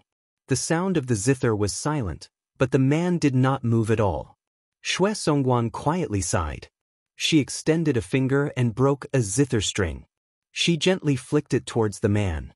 Huyen Mon, who had been ignored to the side, angrily drew his blade and scolded, "Bitch, you dare to look down on your master Huyen." Xue Songguan, who had broken a zither string with her own hands, broke the remaining 5 strings in succession. She used the power of each string to block the 5 sharp blades that Huyen Mon sent out from behind her. However, no matter how confident Xue Songguan was in front of Shu generals like Huyen and Fuxi, the difference between her and that man's realm was like the difference between her and Dian Xiong, Fu Tao and the other generals. There was an insurmountable gap between them. Her fingers pressed on the last string of the zither, wanting to break it. The man stood in the air. He grabbed Su Su's shoulder with one hand and strangled the black shadow's neck with the other. This was the first time the latter had appeared in the world. He was an old dwarf who weighed no more than 60 jin. Xue Songguan did not dare to break the strings anymore. The moment she broke the strings, Su Su and the old senior man, she would die. Chapter 12:30. The next moment, the man returned to the corridor and gently put down Su Su and the old man. He did not seem to want to kill them. Xue Songguan was puzzled. She leaped up and stepped on the roofs of the bamboo buildings with her zither in hand. She stood on the other side of the fence and faced the man. However, Xue Songguan knew very well that this was a futile effort. Even if there were 3 of her, she would not be a match for this man. Even if the blacksmith who had once forged a sword for the Sword Emperor of West Shu was here, it would be meaningless to join forces with the dwarf senior who was pretending to be dead and was known as the master of the 36 barbarian streams. The majestic man glanced at the old man who was curled up on the ground. He smiled and said, "Senior Mengu, don't you think it's a bit outrageous to pretend to be a grandson in front of a junior like me?" The dwarf old man closed his eyes and muttered, "Whoever is better at martial arts is the grandpa. Just treat me as a grandson who is already dead." Don't bother about me. Xianxia, who had been infuriated by the blind zither player, stepped on the roof and rushed over. He jumped up high and was about to attack when the man calmly said, "Shu hu, stop." Xianxia stretched out his hand and grabbed the eaves, hanging in the air. His entire body was covered in a thick stench of blood and hostility. However, after the man spoke, he obediently retracted his saber and gently landed on the beauty's back. He squatted down and sulked. The man looked at the female zither player and spread his hands. "Wake him up. I have something to say." Xue Songguan hesitated for a moment. She walked forward and gently woke Su Su up. Su Su, who was still in a daze, finally understood the situation. He stood up and stood in front of Xue Songguan to protect her. He said in a trembling voice, "If you want to kill me, do it to me. It has nothing to do with her." The dwarf old man, who was playing dead on the ground, could not help but roll his eyes. It was really embarrassing to be such a brat's follower. If it were not for Zhao Dingxiu, that old bastard, begging him, he would not have been willing to get involved in this mess. Back then, he had almost pulled out the tendons of that man-cat and skinned him. He really did not want to have anything to do with the experts of the Central Plains anymore. What's more, this bullshit crown prince of Shishu was also a disappointment. How was he worthy of serving and risking his life? He was timid and short-sighted. All he knew was to wander around and pretend to be a hero. He didn't do any proper work and just muddled along. Shishu might as well not have such a crown prince who returned to his hometown in glory from Beimeng. Then, Su Su asked a question that made Hu Yan's face twitch. "Who are you?" The man was stunned for a moment before he chuckled and said, "Qin Jibao." Su Su was so scared that he took a step back. His legs were weak. Fortunately, Xue Songguan supported him, so he did not collapse on the ground. He was the villain too from the Great War of Spring and Autumn. He was the white-clothed soldier immortal mentioned by the current emperor. He was Gu Jiantang's descendant, Liu Baijia's predecessor, the minister of war of the Liang dynasty. He was now the king of Shu. Chen Jibao turned to look at the foot of the mountain and said indifferently, "The reason why I didn't kill you, Su Su, is because I want to do business with Zhao Dingxiu. This business was originally done with you by Bailiang, but after I was conferred the title of King of Shishu, I cut off the connection between you two. Bailiang is now at most sending you some money secretly. Don't even think about passing through the Shu border. Since Bailiang broke the promise first, you can't be blamed for breaking the promise later. Moreover, your life is in my hands. This old man Zhao would not hesitate to do this business if he was here." Su Su gathered his courage and asked, "You mean to say that you want us to abandon Su Fengnian and start a rebellion in Nanzhao according to your wishes?" Speaking until here, Su Su sneered and said, "Bah, it's true that my martial arts are not good, but I'm not an ungrateful person." The dwarf old man whose life was hanging by a thread was so angry that he jumped up and gave this idiot a slap. Then, he continued to lie on the ground with his limbs in the air. He did not forget to say angrily, "If you want to die, then die. Don't implicate your grandpa Mengu." Qin Jibao chuckled and said, "Ungrateful?" Su Su did not know where his courage came from. He straightened his neck and said with a red face, "I don't like Su Fengnian, and I don't like people like you even more."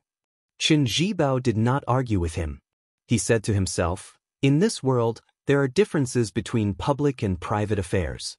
Just like these Miao people sheltering you, the crown prince of a fallen country, because they were indebted to this old man Zhao for not killing them. This is an eye for an eye. Thinking about it, before they die, they still owe you, Su Su." Qin Jibao ordered, "Chu Hu, go and kill them. Kill them all." Xianxia carried his knife and left. Soon, the Miao stockade village was filled with cries and blood splattered everywhere. Qin Jibao did not look at Su Su, who was gritting his teeth. He asked, "As long as you say to stop, I can make them stop." Su Su was in a dilemma. He closed his eyes and did not dare to look at the Miao people who were drinking with him yesterday. Now they were lying in a pool of blood. The young and strong Miao people in the stockade were almost all dead. Next would be the defenseless women and the elderly. Su Su turned his head and looked at Xue Songguan in a daze. He asked helplessly, Will the headmaster agree? The blind female zither player wanted to say something but stopped. Su Su lowered his head and said sadly, "Yes, as long as we can restore the country, the headmaster will definitely agree." Chen Zhibao said calmly, "I promise you in the future, you can call yourself a king in other places except for Shishu." Su Su sobbed, "What does this have to do with me? I have never thought about restoring the country. I have never thought about those unreachable dynasties." Chen Zhibao laughed. "Unreachable? Because of your mistake, another 37 Miao people have died, and the number of deaths will continue to increase. If you, Su Su, are a useless person who does not care about great kindness and righteousness, then you don't even care about small kindness and righteousness." Su Su raised his head and roared, "Stop!" Chen Zhibao smiled and was indifferent. Su Su rushed to Chen Zhibao with red eyes. He raised his fist and punched. "I asked you to stop, did you hear me?" Without Chen Zhibao making a move, Su Su flew out and was caught in Xue Songguan's arms. Chen Zhibao raised his arm and the killing in the village stopped. Chen Zhibao narrowed his eyes and looked into the distance.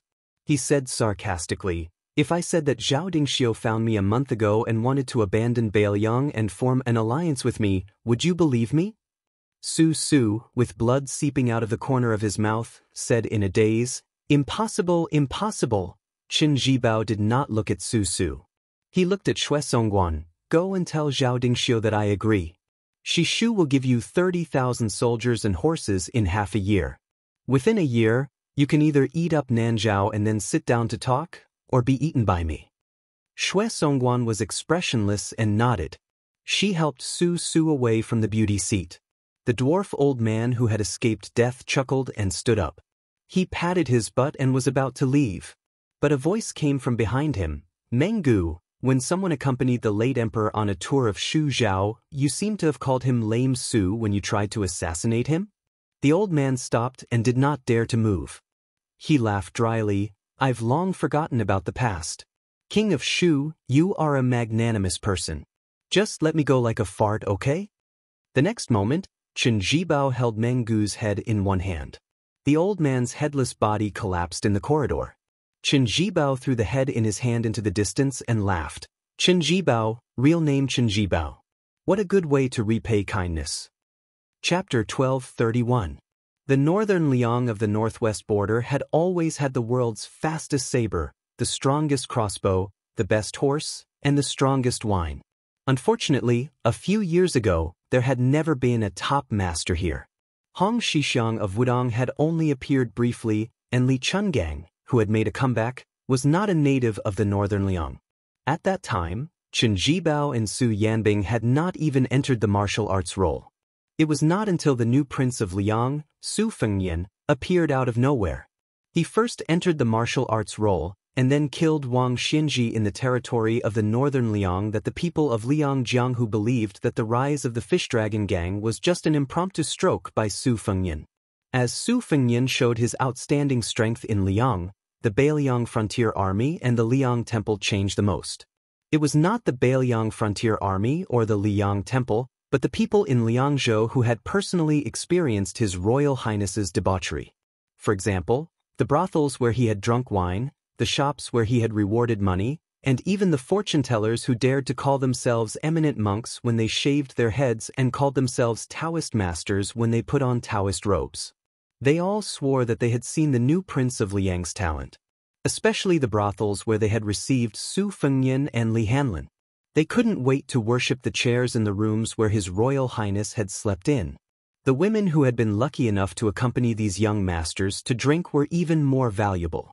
The only fly in the ointment was that after Su Fengnian became the king of Bailiang, he had not visited any of the brothels in the city.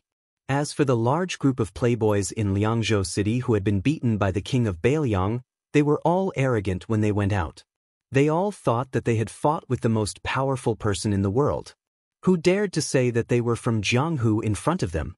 Could they fight with any of the 10 people in the martial arts list in their lifetime?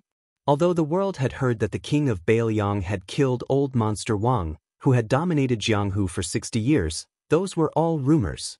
No one knew how invincible this new martial emperor was. Therefore, When they heard that the two figures would appear in the elixir seed field in the northeast corner of Liangzhou City, they all rushed to the field. The origin of the elixir seed field had always been the evidence of His Royal Highness' absurd behavior. He spent a lot of money to build it for Jianghu people to compete in martial arts.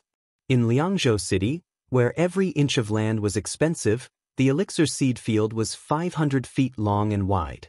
If one looked down at the city from Mount Qingliang, they could clearly see this large piece of empty space. It was said that at that time, His Royal Highness, who was whimsical, had drunk tea in the provincial governor's mansion for half a day in order to promote the construction of the elixir seed field. Only then did the provincial governor have to take the risk of being beheaded and use 400,000 taels of military pay to build the elixir seed field. For so many years, the elixir seed field had been a place for Jianghu people to show off their skills. Not to mention Jianghu experts, even level 2 masters didn't want to go there to show off. Over time, the elixir seed field became a playground for the children from the rich and powerful families. It was very suitable for flying kites and riding bamboo horses. However, this time, it seemed that they were serious. When the Wu family's cavalry was about to die, the king of Bailiang was going to compete with an unknown swordsman who was over 100 years old. Suddenly, there was a commotion. On the way to the elixir seed field, countless rumors were spread. Some said that the unknown swordsman with snow-white eyebrows was the family head of the Wu family's sword tomb. Some said that the old swordsman was one of the 4 disciples of Wang Xianji who defeated Linya and the groom. Some said that the king of Bailiang agreed to the battle to win a smile from a beauty. As for why he moved the venue from the king's mansion to the elixir seed field, it was because a certain concubine was good at managing her household. She felt that fighting on Mount Qingliang would damage the tide-listening pavilion. Because the old swordsman with long eyebrows and one arm arrived at the elixir seed field first, the king of Bailiang didn't arrive quickly. Instead, he rode an inconspicuous carriage and left slowly. This gave the well-informed citizens enough time to watch the battle. Sui Xiegu, who was the first to arrive at the elixir seed field, stood at the upper left corner of the training ground. His snow-white eyebrows fluttered in the wind. The old man stretched out 2 fingers and stroked one of his eyebrows. He didn't look nervous at all. The old man turned a blind eye to the crowd outside the field. His expression was calm, but he couldn't help but sigh in his heart. He thought that he could resist the urge to fight, but it seemed that he couldn't be as calm as still water after fighting that brat. This was the last battle of his life, and the title of the strongest fighter in the world, no one else but him. It wasn't that Su Fengnian would be stronger than Dong Tai's sword and Tuoba's fists. It was just that Sui Xiegu had been a nobody in Jianghu for more than 100 years. When he was about to die, he felt that there was no harm in ending the battle with a world-famous battle. Regardless of the outcome, it would be good to let the world know that there was once an old man surnamed Sui who had exchanged an arm with Li Chungang and had suffered countless swords. Coincidentally, when the two of them were at daggers drawn, a little girl entered their field of vision and subtly eliminated the thick killing intent that had reached the peak of both sides. Sui Xiegu went with the flow and wanted to fight Su Fengnian to his heart's content in a more conspicuous place. Su Fengnian thought for a while and chose the elixir seed field in the city. Sui Xiegu had no objections. In a carriage, they stared at each other. Su Fengnian's ancient sword, Shu Dao, was placed horizontally on his knees. The future concubine of Bailiang, the head of the literary circle, stared with her eyes wide open. Wang Chudong stared hard at her husband who she had fallen in love with at first sight. Her small face was overflowing with color. She felt a little guilty and carefully asked, "Did I appear at the wrong time?" Su Fengnian's expression was gentle. He stretched out his hand and rubbed her head. He smiled and said, "You are always a timely rain for me." Wang Chudong tilted her head with a puzzled expression. Su Fengnian explained, "There are too many things to worry about in a life-and-death battle with Senior Sui at Tide-Listening Lake. More or less, my hands and feet are tied." Wang Chudong frowned and waved her fists.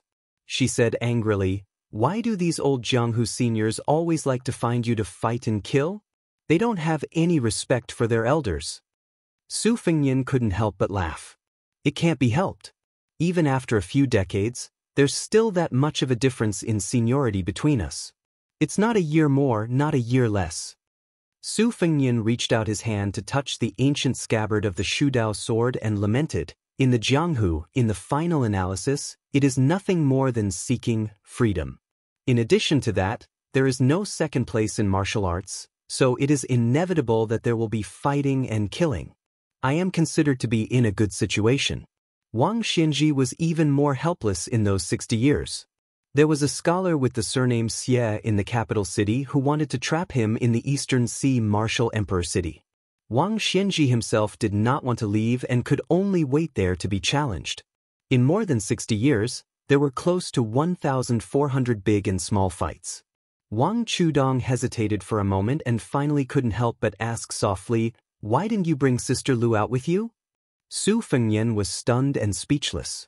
He seemed to have never had this thought. He always felt that she should stay in the courtyard on Mount Qingliang, day after day, year after year, treating her respectfully as a guest. Wang Chudong was simple, but she wasn't stupid. Otherwise, she wouldn't have been able to write The First Snow, which was about love between men and women. It was precisely because of her pure heart that she could point out the heart of others.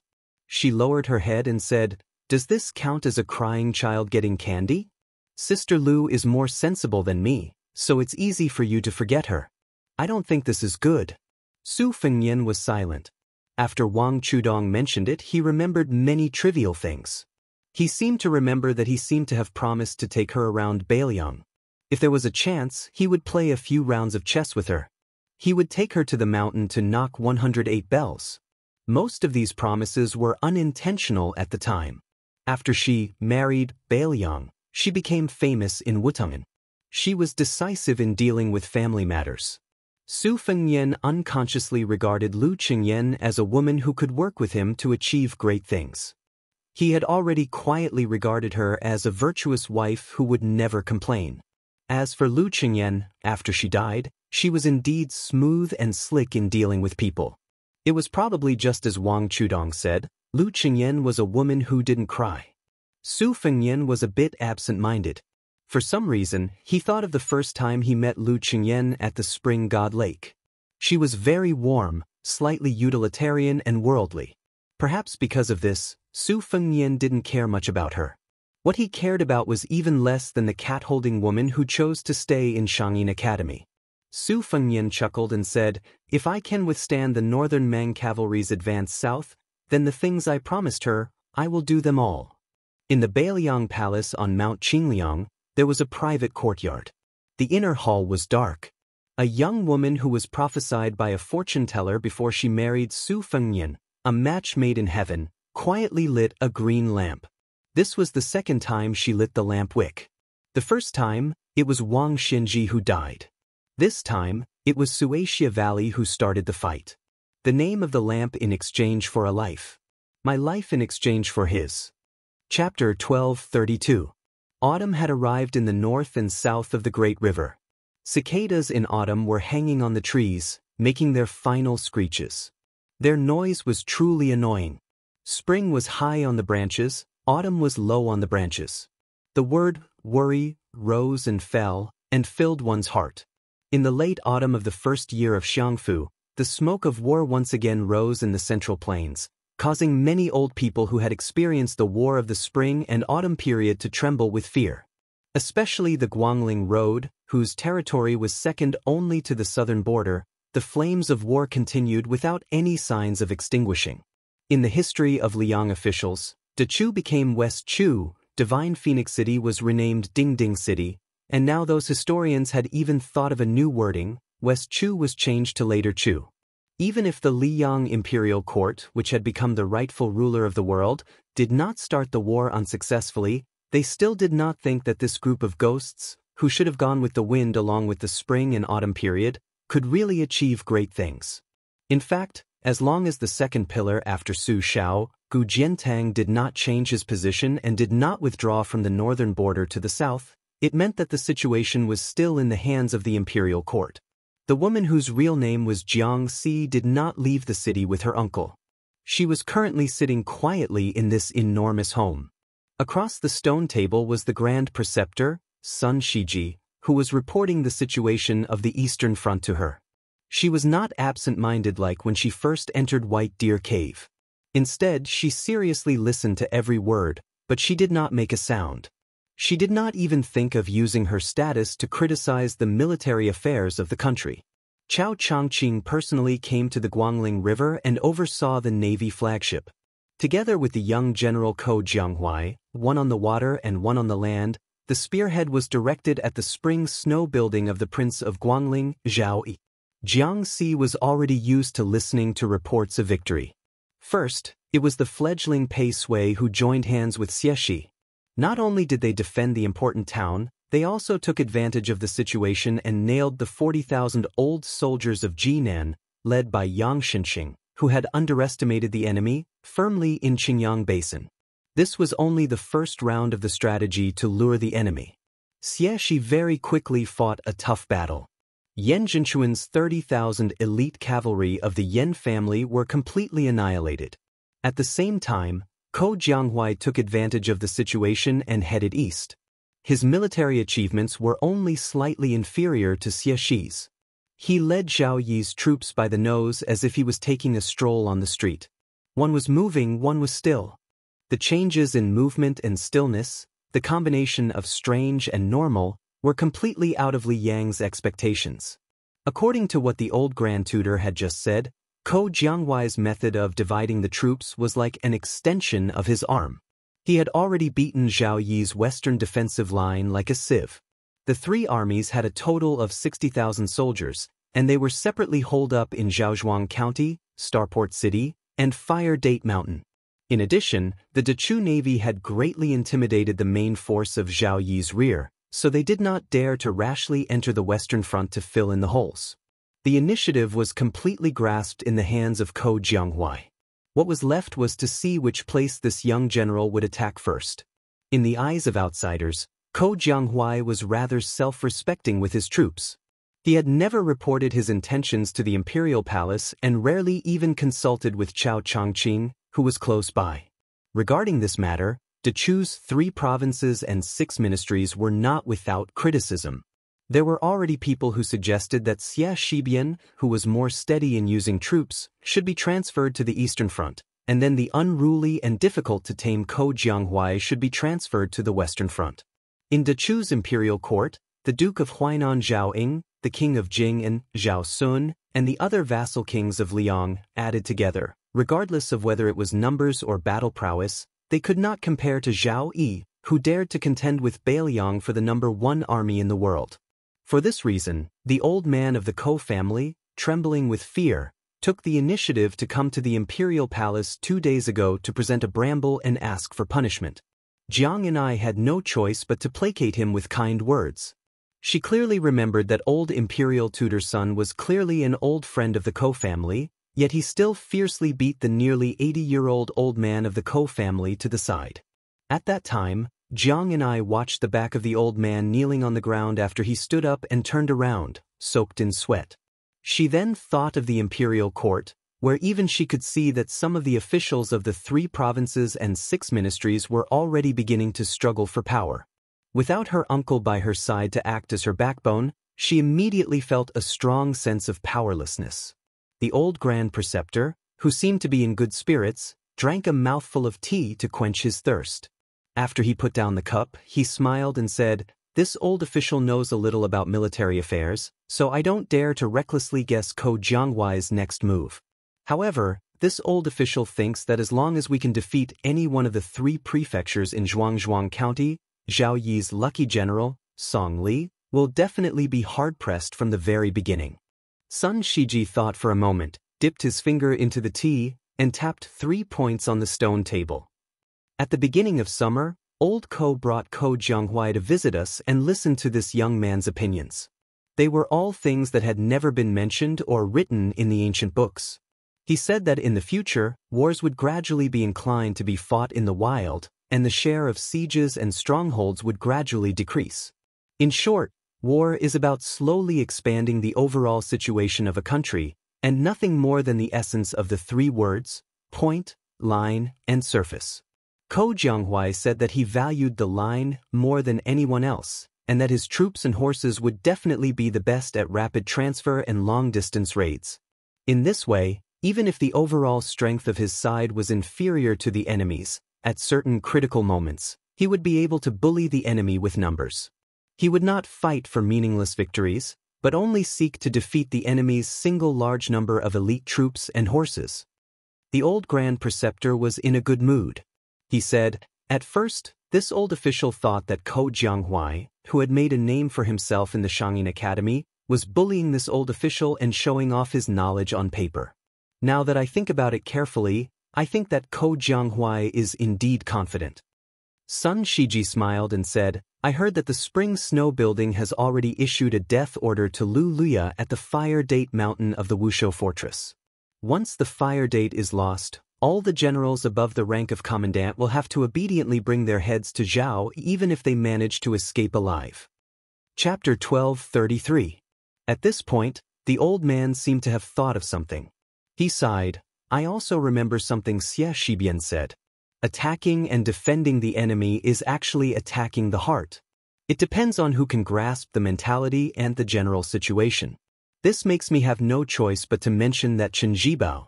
This person is known as the white-clothed war saint because, other than being skilled at the pinnacle of generals and soldiers, he especially likes to analyze other people's thoughts.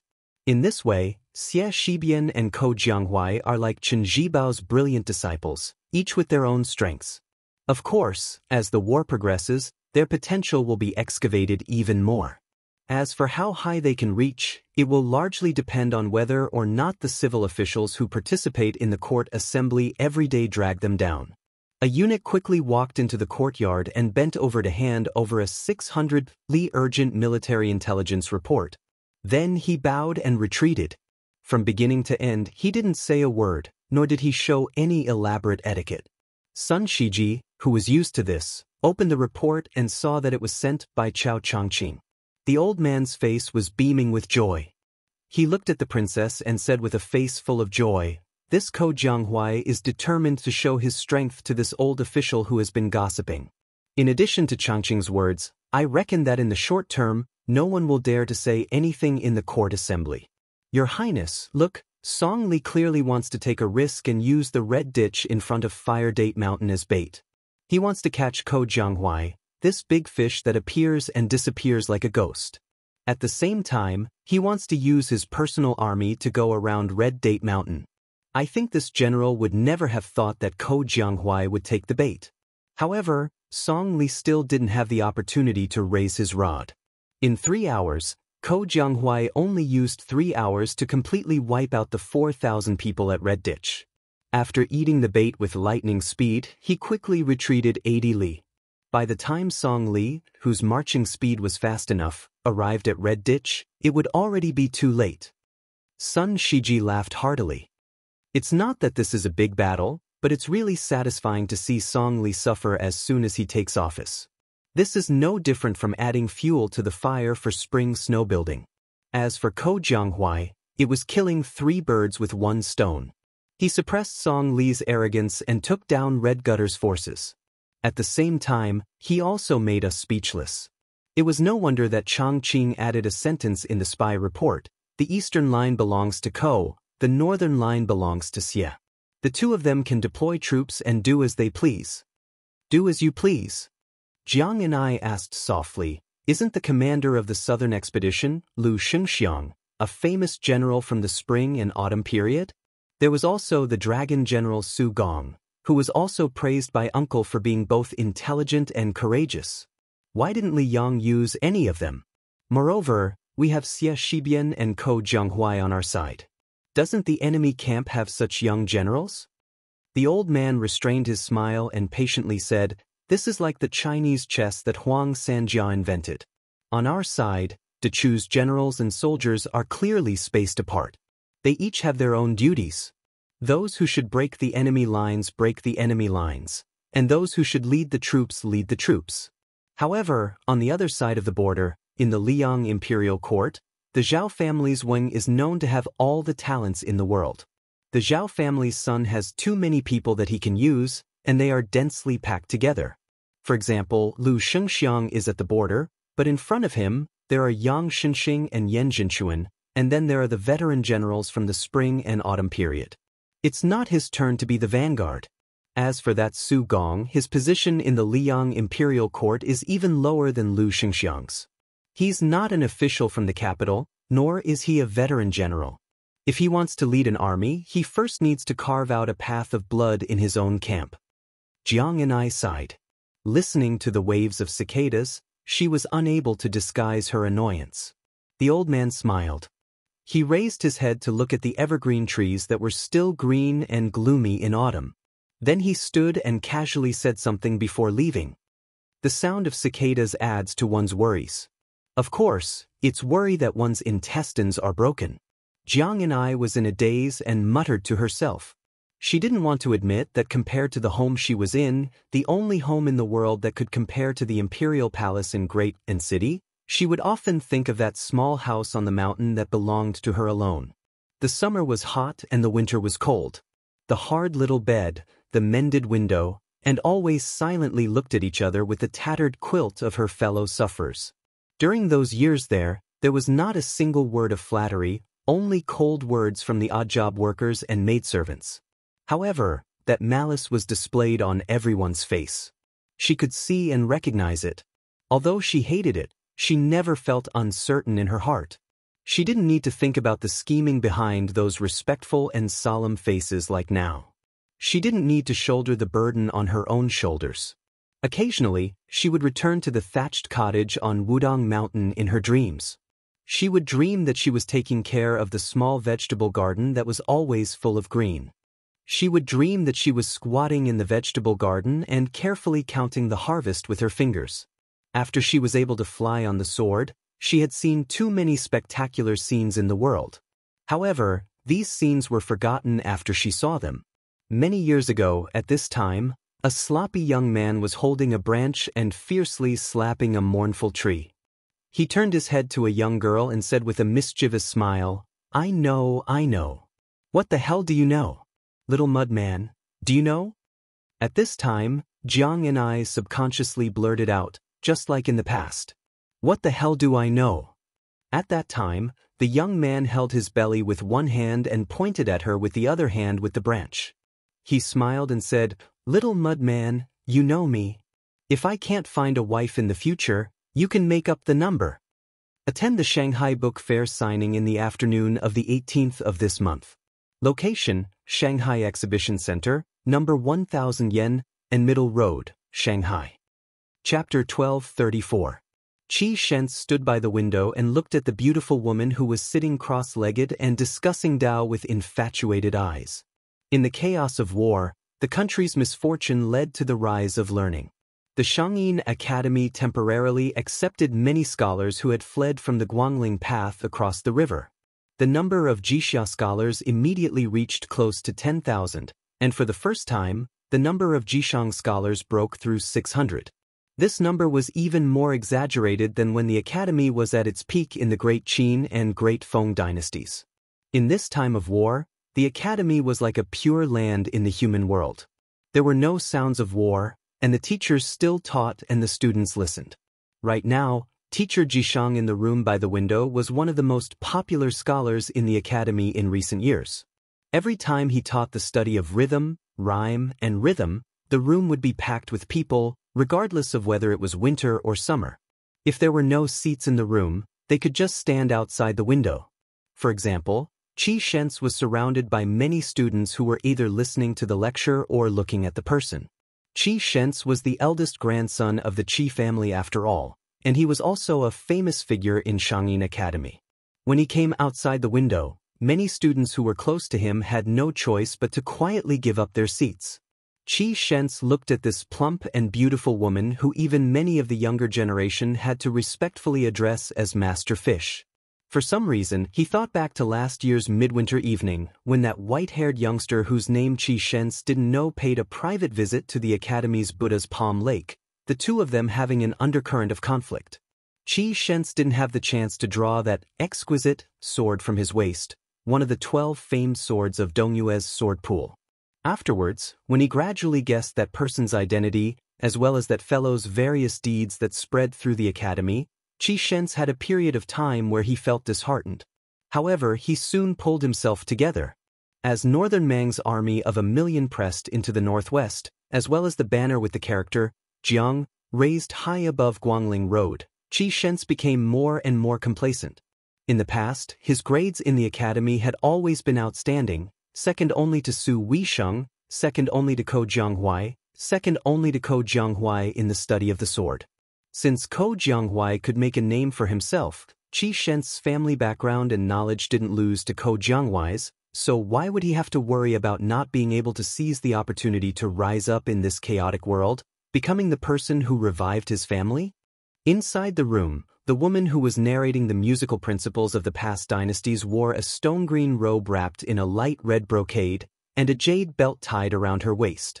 Although she was sitting cross-legged, one could still clearly see her graceful figure.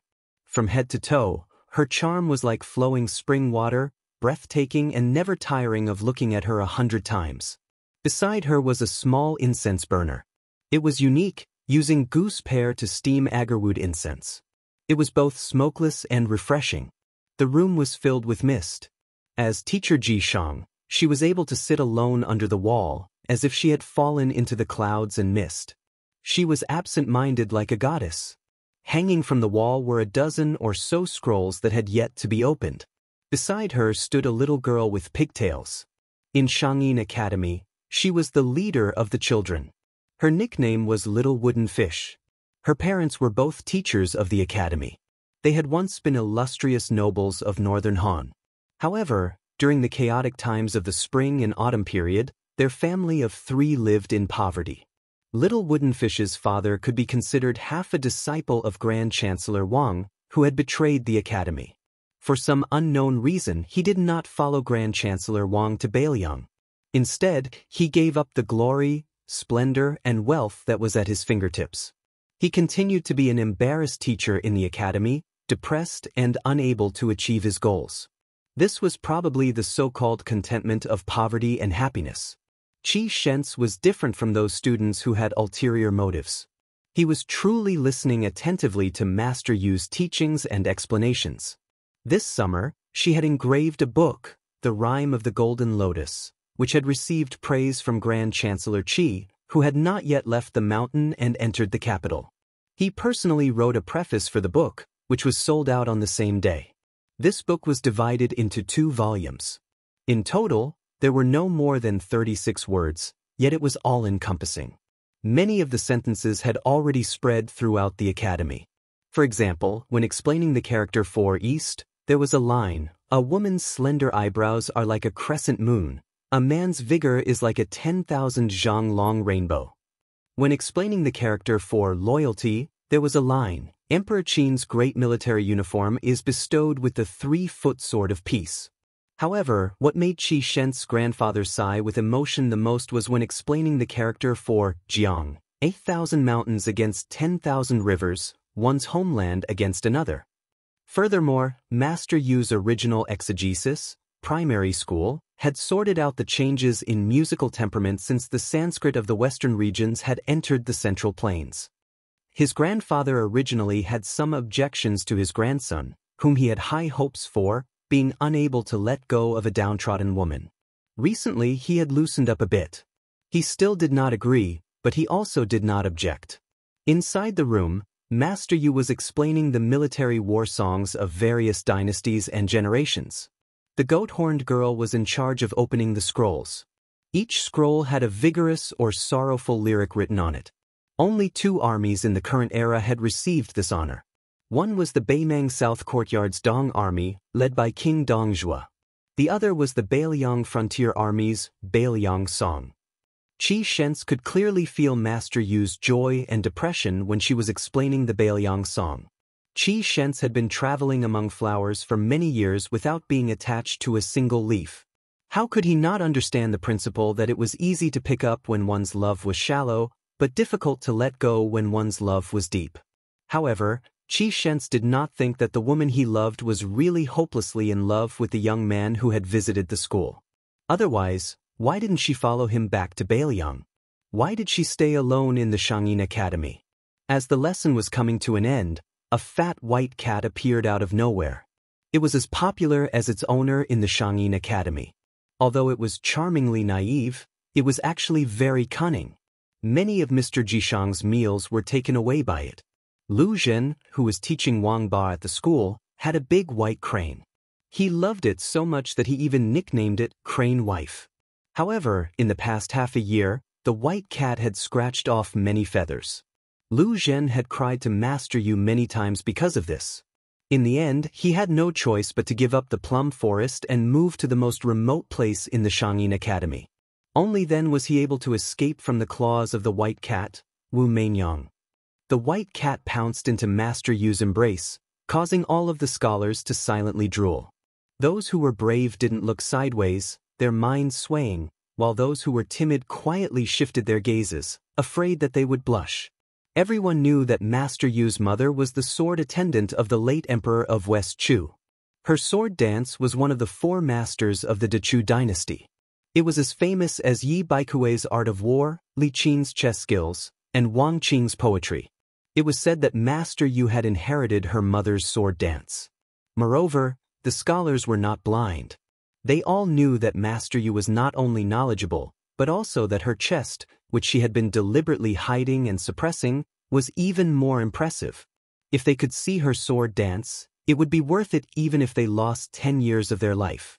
When the lesson ended, whether they were sitting in the room or standing outside the window, the scholars, including Qi Shents, all bowed respectfully. Master Yu bowed her head slightly in return and then had the scholars leave the room first. She put down the white cat, Wu Mainyang, who had been sleeping lazily in her arms, and helped the goat-horned girl put away the scrolls hanging on the wall. At this time, Qi Shents went against the flow and came into the room. He quietly watched her stand on tiptoe to pick up the scrolls. When she stretched her waist and raised her arms, he followed her line of sight. Her waist was extremely slender because of the jade belt, and some parts of her body were extremely full. Qi Shents was very tempted and smiled slightly. Scholars did not like flatness when looking at mountains, and it was even more so when admiring women. She, who had already used her real name, Yuxuanji, did not pay attention to Qi Shents.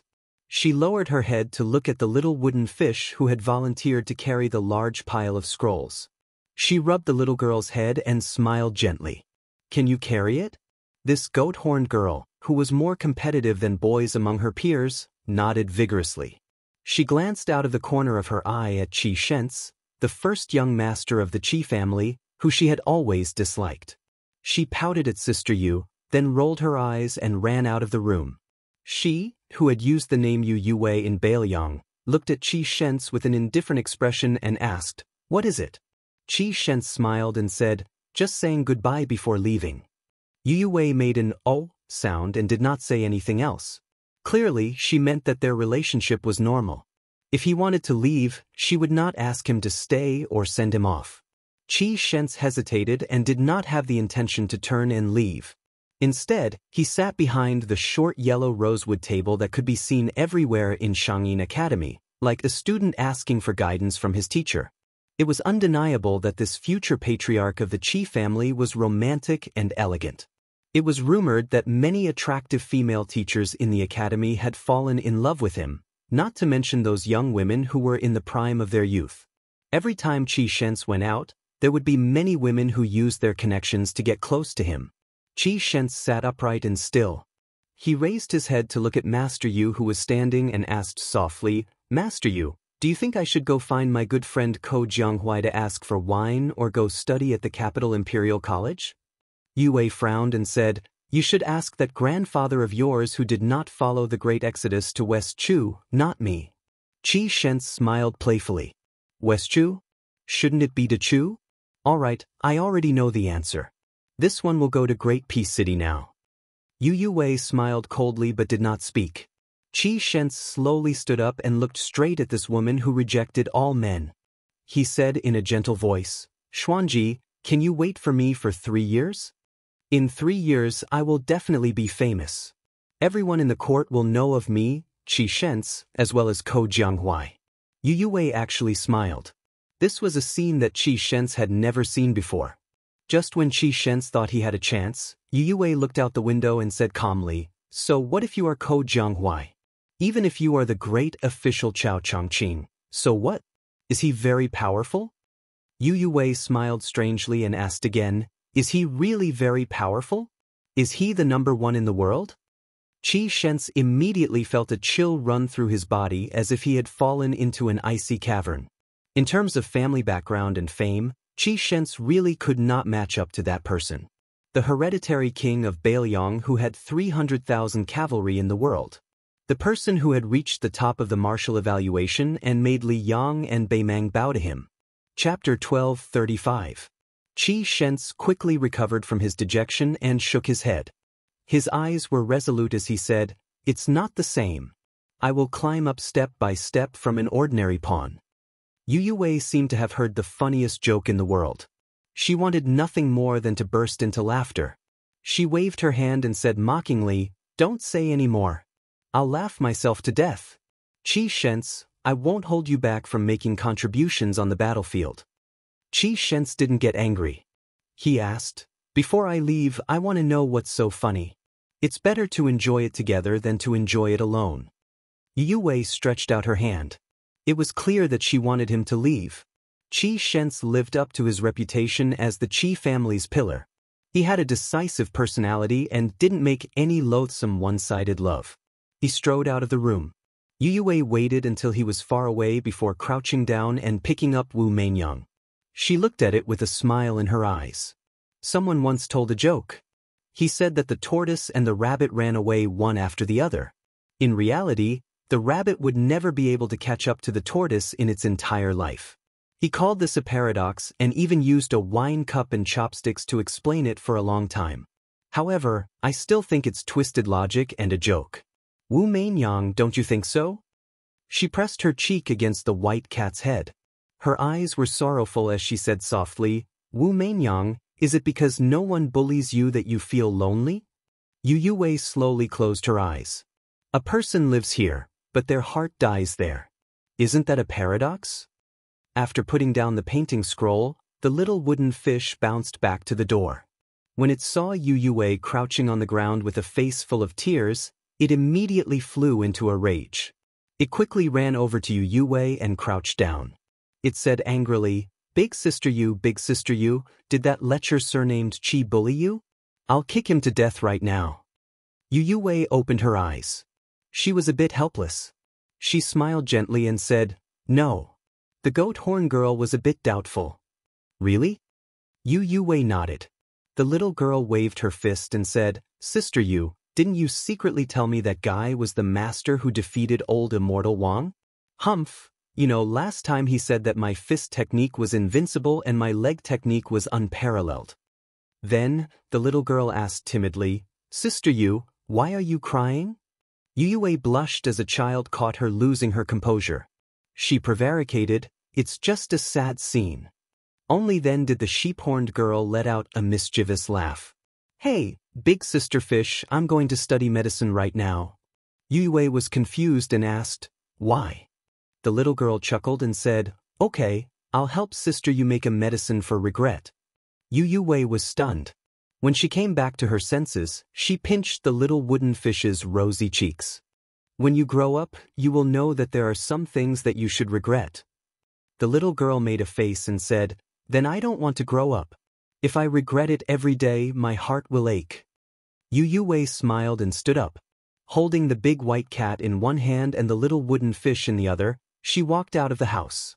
On the way back, they passed by the Buddha's palm lake. The little wooden fish couldn't help but click her tongue. The snowman that the white-haired brother made last time was really, really big. For some reason, the goat-horned girl inadvertently raised her head to look at Big Sister Fish. She lowered her head as if she was looking at her own chest. Then, her appearance was probably the delicate and alluring that the lechers often talked about. The little girl gasped. She understood. That guy who had once freeloaded at her house must have molested Sister Yu there. While the goat horn girl defended Sister Yu, she was also curious. It seemed that Sister Yu wasn't angry. Instead, she was happy. She still didn't understand the love and hatred between adults. The little girl, who was the head of the household at a young age, sighed and said to herself, "Sure enough, the name of the medicine for regret is forget each other in Jianghu, and the root of the illness is can't help each other in need." Chapter 12:36. North of Beimang and Orange State, south of Xia State, there was a famous Dunhuang city. The number one devil of Beimang, Luo Yang, used to be the lord of half of the city. With Luo Yang's betrayal of Beimang and the wrath of the empress, Luo Yang killed her way through the encirclement and entered Liang territory. Since then, she had completely disappeared from Beimang. However, this was like adding oil to the fire for Dunhuang City. Especially when the military god, Tuoba, was ordered by Her Majesty to sweep through the rear and eliminate all the unruly grassland forces. Although Helian Weiwu, the head of Xia State, had always turned a blind eye to Dunhuang City and did not have much ill feelings towards it, and Murong Baoding, the head of Orange State, had always been regarded as the backer of Dunhuang City. However, this great turmoil that swept through Beimang's north court still affected Dunhuang City more or less. Many unruly grassland lords were forced to leave their territories to avoid Tuoba, causing them to wreak havoc like a swarm of locusts. Fortunately, the new general, Su Pong, was in charge of the army in Dunhuang City.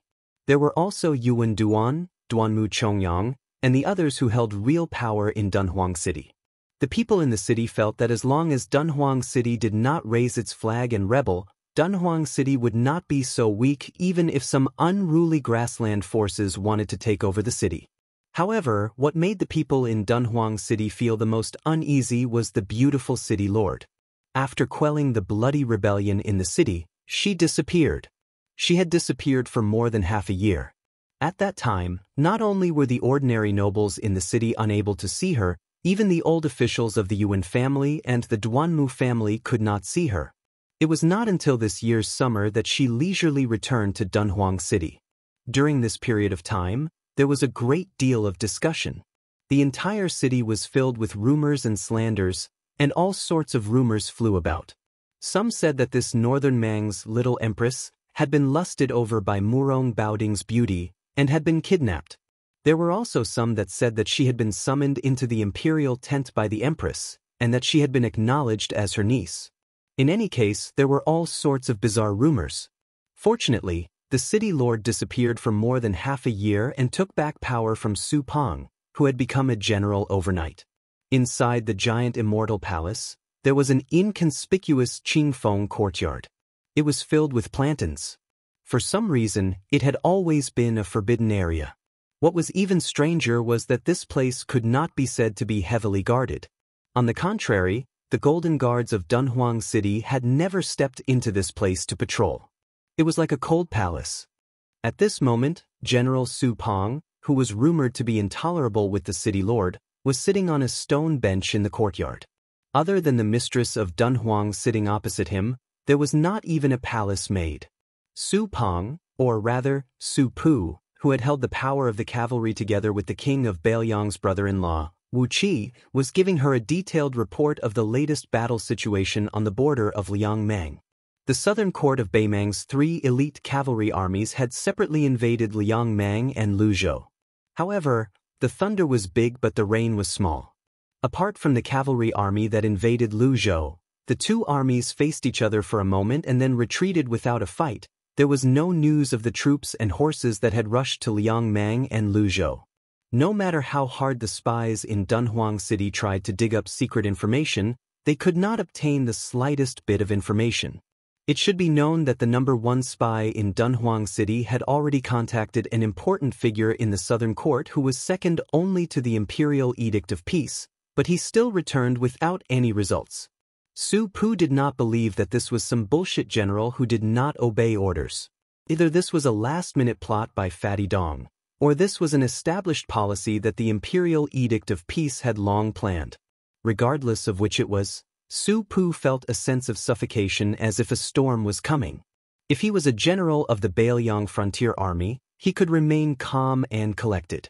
However, he was now an outsider, in Dunhuang City in the hinterland of Beimang, who could only watch the fire burning across the river.